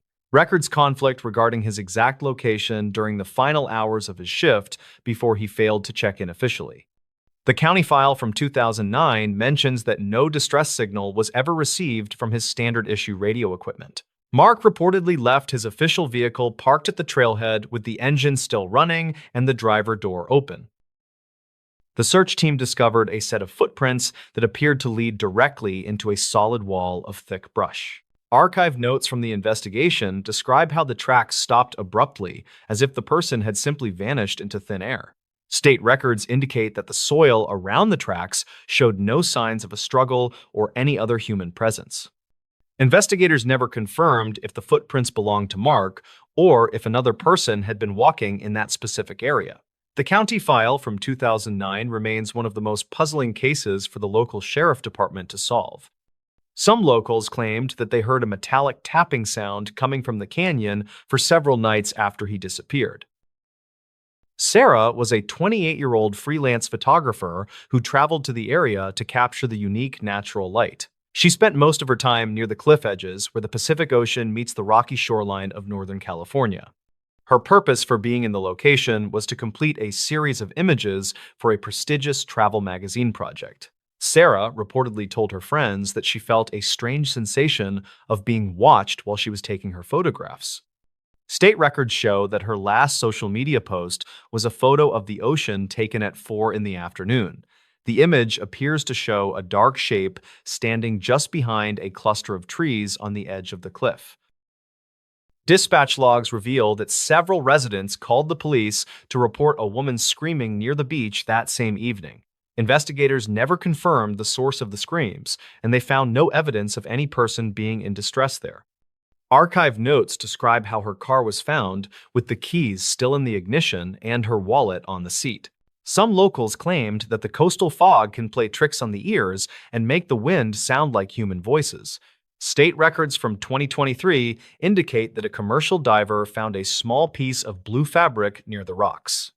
This fabric reportedly matched the color of the jacket Sarah was wearing on the day that she was last seen alive. The small-town residents often speak about a third individual named David, who was a 40-year-old local historian. David spent many years collecting old maps of the Sierra Nevada mountains to find the location of the lost village. The county file from 2009 includes a map that he had hand-drawn with several red circles on it. State records show that he purchased a large amount of survival gear just 2 days before he left for his trip. Some locals claimed that David believed the lost village was protected by people who did not want to be found. Investigators never confirmed if he reached his destination, but they found his empty tent near a remote mountain stream. Archive notes mention that the tent was torn from the inside as if something was trying to get out quickly. A local rancher reportedly told the sheriff that he saw a group of men dressed in dark clothing near the stream. Dispatch logs from 2015 indicate that the rancher was considered a reliable witness by the local authorities at the time. State records show that the men were never identified and they seem to have no connection to the nearby towns. Records conflict regarding whether the men were carrying tools or if they were simply walking through the dense forest area. Investigators never confirmed if these men were related to the disappearance of David or the other missing hikers in California. The county file from 2009 mentions that several other historians had disappeared in the same region over decades. Some locals claimed that there are secret tunnels under the mountains that date back to the time of the gold rush. State records indicate that no such tunnels have ever been officially discovered by geologists or by any modern survey teams. Archived notes from 2012 describe a series of low-frequency vibrations that were recorded by seismic sensors in the area. Investigators never confirmed the cause of these vibrations, but they noted that the local wildlife became very agitated and loud. Records conflict on whether these events are linked to the urban legends that continue to haunt the rural coastal towns. Another report in the dispatch logs from 2019 describes a driver who claimed to see a transparent figure on Highway 1. The driver was a 50-year-old long-haul trucker who had been working the California routes for 20 years. He reportedly saw a person standing in the middle of the road during a heavy rainstorm near the Big Sur Bridge. State records show that he slammed on his brakes, but there was no impact and no body was ever found. Investigators never confirmed if the trucker was suffering from fatigue or if he truly saw something on the lonely road. Archived notes from the Highway Patrol mention that 3 other drivers reported the same figure during that specific weekend. Some locals claimed that the figure is a woman who vanished from a nearby resort during the summer of 1990. Records conflict regarding her name, but the county file from 2009 contains a missing person report from that era. State records indicate that she was a 42-year-old tourist from Oregon who was visiting the coast alone. Dispatch logs from 1990 show that her hotel room was left exactly as if she intended to return shortly. Investigators never confirmed any leads in her case, and the file was eventually moved to the cold case department for review. The archive notes mention that her footprints were found leading away from the resort and into the deep ocean water. In 2021, a group of researchers found a set of old keys buried in the sand near the cliffs. The county file from 2009 lists these keys as a possible match for a car owned by David.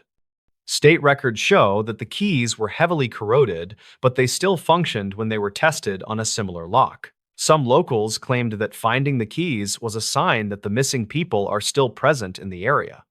Investigators never confirmed this theory, and the keys were placed into an evidence locker for further study by forensic teams.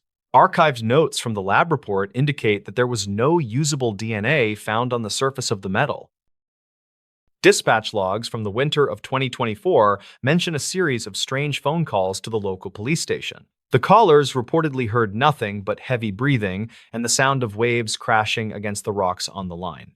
State records show that these calls were traced back to a phone booth that had been disconnected for 15 years. Investigators never confirmed how a disconnected phone could make outgoing calls to the emergency dispatch center during the middle of the night.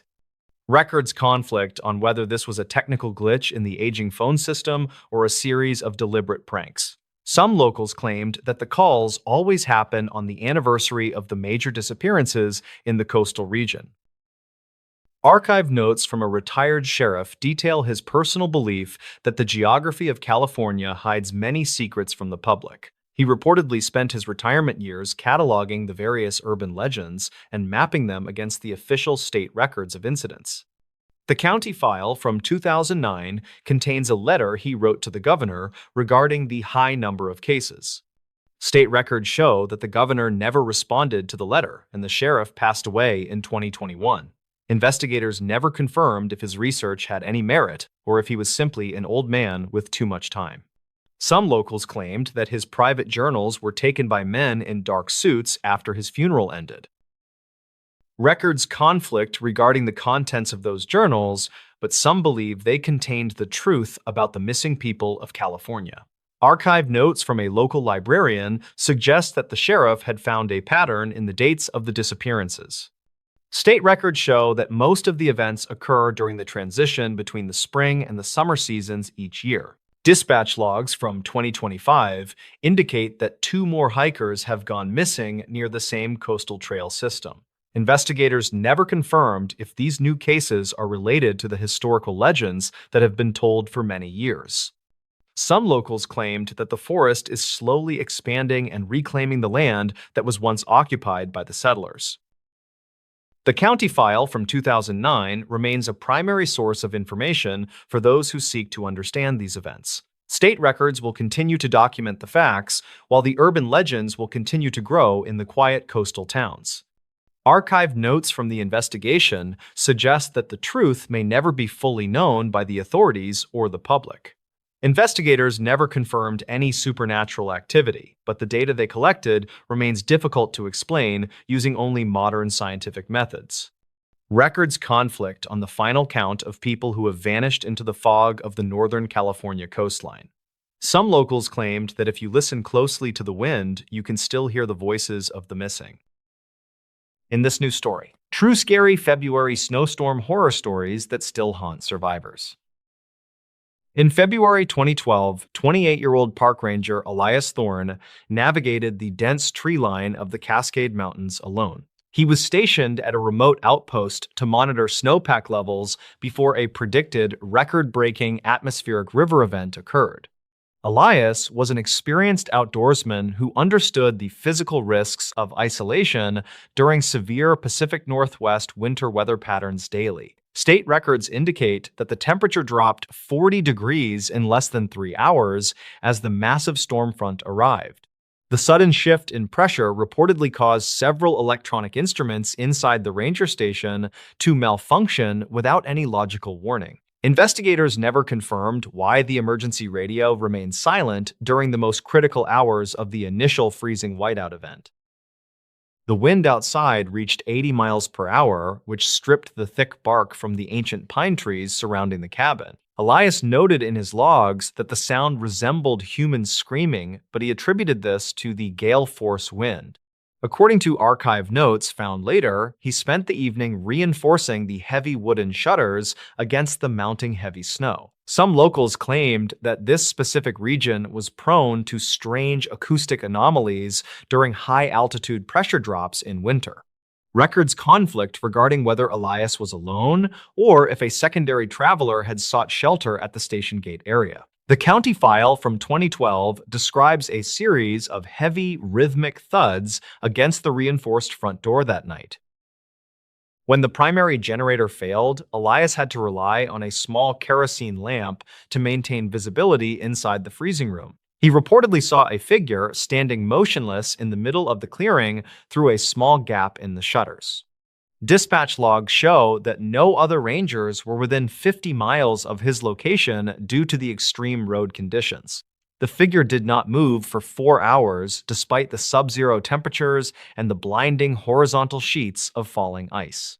Elias wrote that the person seemed to be wearing a summer uniform, which was logically impossible given the environment conditions. State records show that no missing persons reports were filed for that specific area during the month of February snows. By the morning of the second day, the snow had completely buried the first floor of the small mountain outpost building. Elias attempted to dig a tunnel toward the equipment shed, but he found the snow was packed with unnatural density. He discovered a set of barefoot prints leading away from his door into the center of the frozen forest floor. Investigators never confirmed how a human could survive those conditions without thermal gear or even basic leather winter boots today. The archive notes mentioned that Elias found his own name carved into the ice on the inside of the glass. There is no official explanation for how the frost formed into specific English characters during the peak of the storm. Elias spent the next 6 hours monitoring the barometer, which continued to drop into ranges rarely seen in Washington state history. He reportedly heard a series of voices whispering from the ventilation shafts despite being alone in a soundproof metal bunker. County files from 2012 indicate that the ranger station was designed to withstand much higher wind loads than recorded. Investigators never confirmed if the structural groaning was the result of the storm or something moving across the roof. Elias wrote in his final log entry that the shadow outside had moved closer to the thick, reinforced window pane. Some locals claimed that the pressure caused hallucinations, but the physical marks on the glass suggested a more solid presence. The search and rescue teams arrived 3 days later once the atmospheric river had finally moved toward the Idaho border. They found the station completely encased in a layer of black ice that required heavy industrial tools to break through. Dispatch logs show that the interior of the station was perfectly preserved, but Elias was nowhere to be found today. There were no signs of a struggle, and his cold weather gear was still hanging neatly by the kitchen stove. The county file from 2012 mentions that a single set of wet footprints led into the basement area alone. Records conflict on whether the basement door was locked from the inside or the outside when the team arrived. In February 2015, 24-year-old Sarah Miller was driving through the Oregon wilderness during a massive blizzard. She was a freelance journalist traveling to a small town to document the effects of the prolonged drought on locals. According to state records, Sarah was reported missing by her editor after she failed to check in from her hotel. Dispatch logs indicate that her vehicle was found abandoned on a Forest Service road that was not on any map. The car was running, and the heater was set to the highest possible temperature setting despite the empty driver's seat. Investigators never confirmed why she would leave a warm vehicle to walk into a blizzard without a heavy coat. The digital images on the camera showed a series of blurred shapes moving through the trees during the heavy snowfall. Some locals claimed that the shapes resembled tall, thin figures with elongated limbs that did not match any local wildlife. Archive notes from the investigation describe a strange humming sound that was captured on the final video file found later. Records conflict regarding the presence of footprints around the car because the wind had scoured the ground to the dirt. Sarah reportedly left a voicemail for her mother that consisted entirely of rhythmic tapping sounds in a specific sequence pattern. Investigators never confirmed if the tapping was a form of code or simply interference from the collapsing cell towers. A local hunter found a red scarf snagged on a branch near the summit of a peak called the Devil's Backbone. The county file from 2015 confirms that the scarf belonged to Sarah and was stained with strange gray ash. Some locals claimed that the area was a site of frequent magnetic disturbances that caused compasses to spin wildly today. Investigators never confirmed if Sarah had become disoriented by the whiteout conditions or if she was following a path. Archive notes mentioned that the search dogs refused to enter the dense thicket where the scarf was located that afternoon. State records show that the search was called off after 12 days due to another incoming storm system arriving. In February 2019, a group of 3 college students went missing while camping in the remote Appalachian Mountains area. They were 21-year-old Mark, 20-year-old Chloe, and 22-year-old David studying local geology. According to state records, they had obtained a permit to collect rock samples from a specific limestone cave system there. Dispatch logs show that their last communication was a text message sent to a friend at midnight on Friday night. The message reportedly contained only a single word, which was the name of a town that no longer existed today. Investigators never confirmed how the students reached the deep interior of the forest, given the deep snowdrifts present. Inside the tent, investigators found 3 sets of sleeping bags that had been arranged in a perfect triangle formation tonight. Records conflict on whether the students had time to put on their boots before fleeing into the freezing night air. Some locals claimed that the limestone caves acted as a natural amplifier for subsonic frequencies that caused intense panic attacks. Archive notes from the search team state that they heard the sound of children laughing deep within the rock walls. Investigators never confirmed the source of the laughter since there were no families living within 20 miles of the site. State records show that David's glasses were found resting on a ledge 50 feet above the ground level, clearly. By the time the snow melted in April, a hiker discovered a backpack hanging from a high branch near cave. The backpack contained a journal with entries that stopped abruptly on the night the storm began in February 2019. The final page contained a detailed drawing of a face with no eyes or mouth looking through a window glass. Some locals claimed that this image matched old folklore stories from the region about the entities of the frost. Investigators never confirmed the identity of the person who drew the image since the handwriting was completely illegible today. The county file from 2019 remains one of the most mysterious disappearances in the history of the park. In this news story, true scary stories from quiet February nights.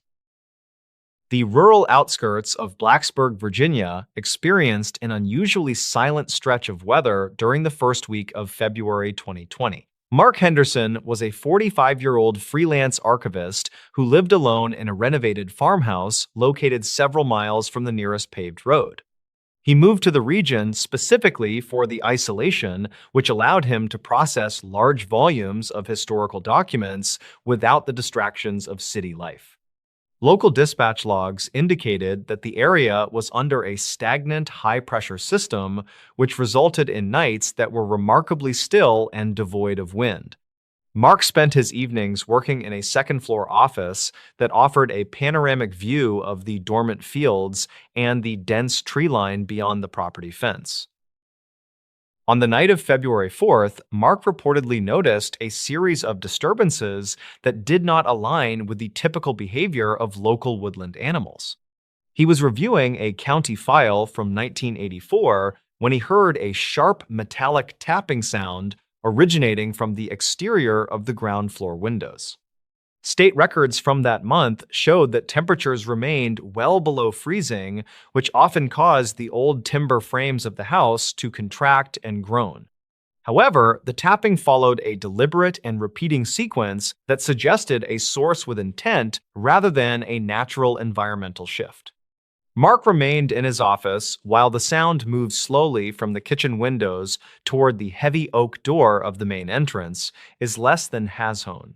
Zero hash is greater than. Investigators later reviewed archived notes from a similar incident that occurred in a neighboring township during the winter of 2012.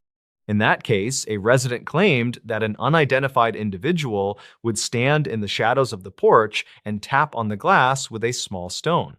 County files from 2020 confirm that Mark contacted the local authorities at approximately 11 in the evening to report a potential trespasser on his land. The dispatch logs recorded that he was advised to stay inside and lock all access points until a patrol car could reach his remote location. Mark watched the security monitor in his office, but the infrared cameras showed no heat signatures or movement in the immediate vicinity of the porch. The patrol arrived 30 minutes later and conducted a thorough sweep of the perimeter using high-intensity spotlights to pierce the winter fog. State records indicate that the officers found a series of depressions in the frost that resembled human footprints, but they lacked any discernible tread pattern. Some locals claimed that certain individuals in the region practiced a form of stealth hunting where they wore heavy wool wrappings over their boots to muffle their movement. Investigators never confirmed this theory because the tracks abruptly ended at the edge of the gravel driveway without leading toward the road or the woods. The officers eventually cleared the scene after finding no signs of forced entry or physical damage to the property structure.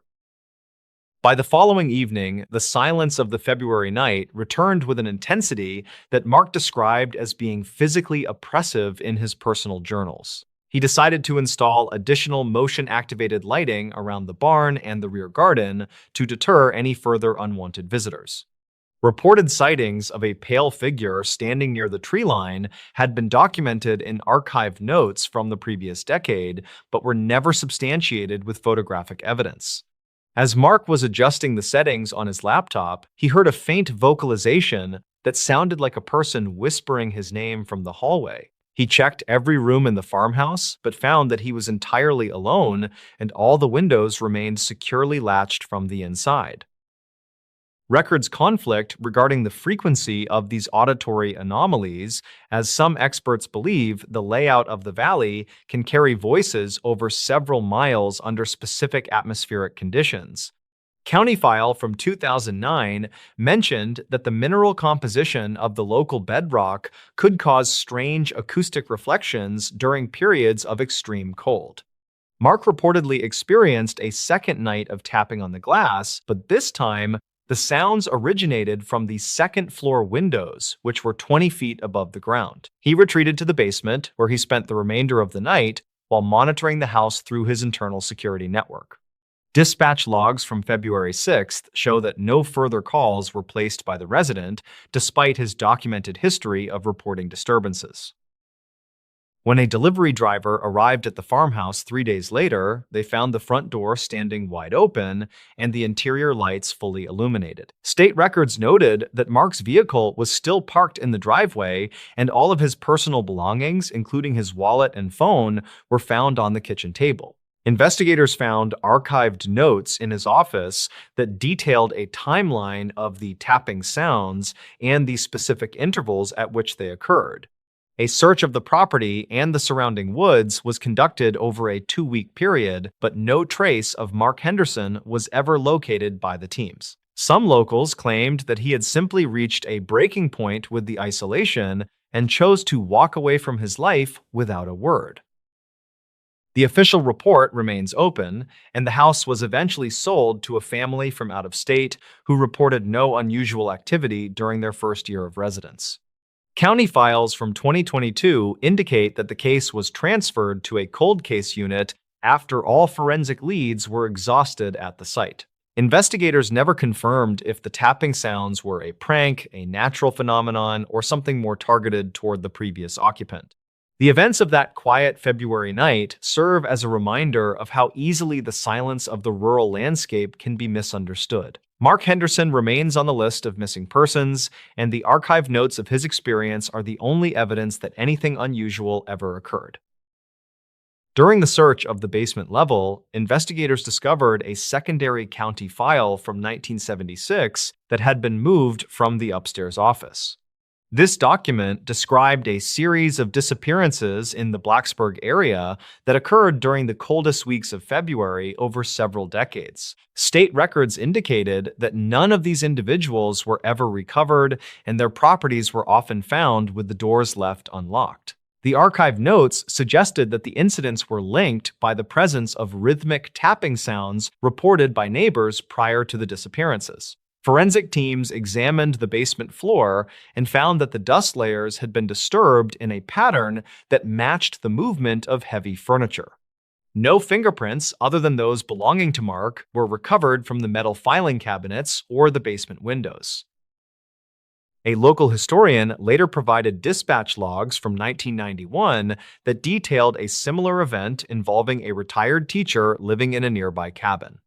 This individual had reportedly contacted the authorities to complain about a tall figure that appeared to be mimicking his daily routines from the tree line. Archive notes from the police department showed that the investigation was closed when the teacher moved to a different state without providing a forwarding address. Some locals claimed that the figure was a remnant of a settlement that had been abandoned during the 19th century due to a severe winter. Investigators never confirmed the existence of such a settlement, and the land records from that era remain largely incomplete. The connection between these historical events and the disappearance of Mark Henderson remains purely circumstantial according to state records. The forensic examination of the farmhouse windows revealed that the tapping had left microscopic fractures in the glass that were only visible under specialized lighting.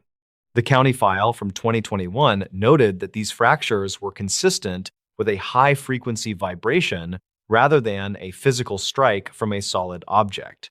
This data conflicted with Mark's original report of someone using a small stone to tap on the exterior of the house. Investigators searched the local power grid logs to see if a malfunctioning electrical transformer could have caused the vibrations, but the results were negative. State records indicate that the surrounding properties did not experience any similar glass damage or auditory disturbances during the month of February. The source of the energy required to create such precise fractures in the tempered glass remains unidentified by technical experts. The search for Mark Henderson was officially suspended in late March when the spring thaw began to saturate the low-lying areas of the property. Dispatch logs from the final day of the operation noted that the canine units were consistently drawn to a specific section of the limestone cliffs. Archived notes from the Geological Survey team mentioned that these cliffs contained several deep fissures that were not large enough for a person to enter. However, the dogs continued to alert on the openings until the handlers were forced to move them away due to the hazardous terrain. State records from that period show no evidence of human remains or clothing being found near the rock formations. The mystery of the quiet February nights in Blacksburg continues to be a subject of local speculation among those who remember the archivist. In the years following the disappearance, several hikers reported hearing rhythmic tapping while camping in the woods near the old Henderson farmhouse. The county file from 2024 recorded a statement from a group of students who claimed the sound followed them for several miles. Investigators never confirmed these reports as the students were unable to provide a recording of the sounds or a specific location for the source. State records show that the forest in that region is now designated as a protected zone with limited access during the winter months. The archive notes from the Henderson case are still referenced by researchers interested in the acoustic anomalies of the Appalachian foothills. No further evidence has emerged to explain the events of February 2020, and the file remains in the state archives. The final entry in Mark's personal journal mentioned a feeling of intense cold that seemed to permeate the house despite the functioning heating system. He wrote that the silence outside was so absolute that he could hear the sound of his own heartbeat echoing through the walls. County files suggest that this psychological state is common among individuals experiencing long periods of extreme isolation in remote environments. However, the physical evidence of the footprints and the glass fractures continues to challenge the theory of a purely psychological event. Investigators never confirmed if Mark was aware of the 1976 file before he began experiencing the disturbances at the farmhouse. The story of the quiet February nights remains a cold case in the records of the Virginia State Police.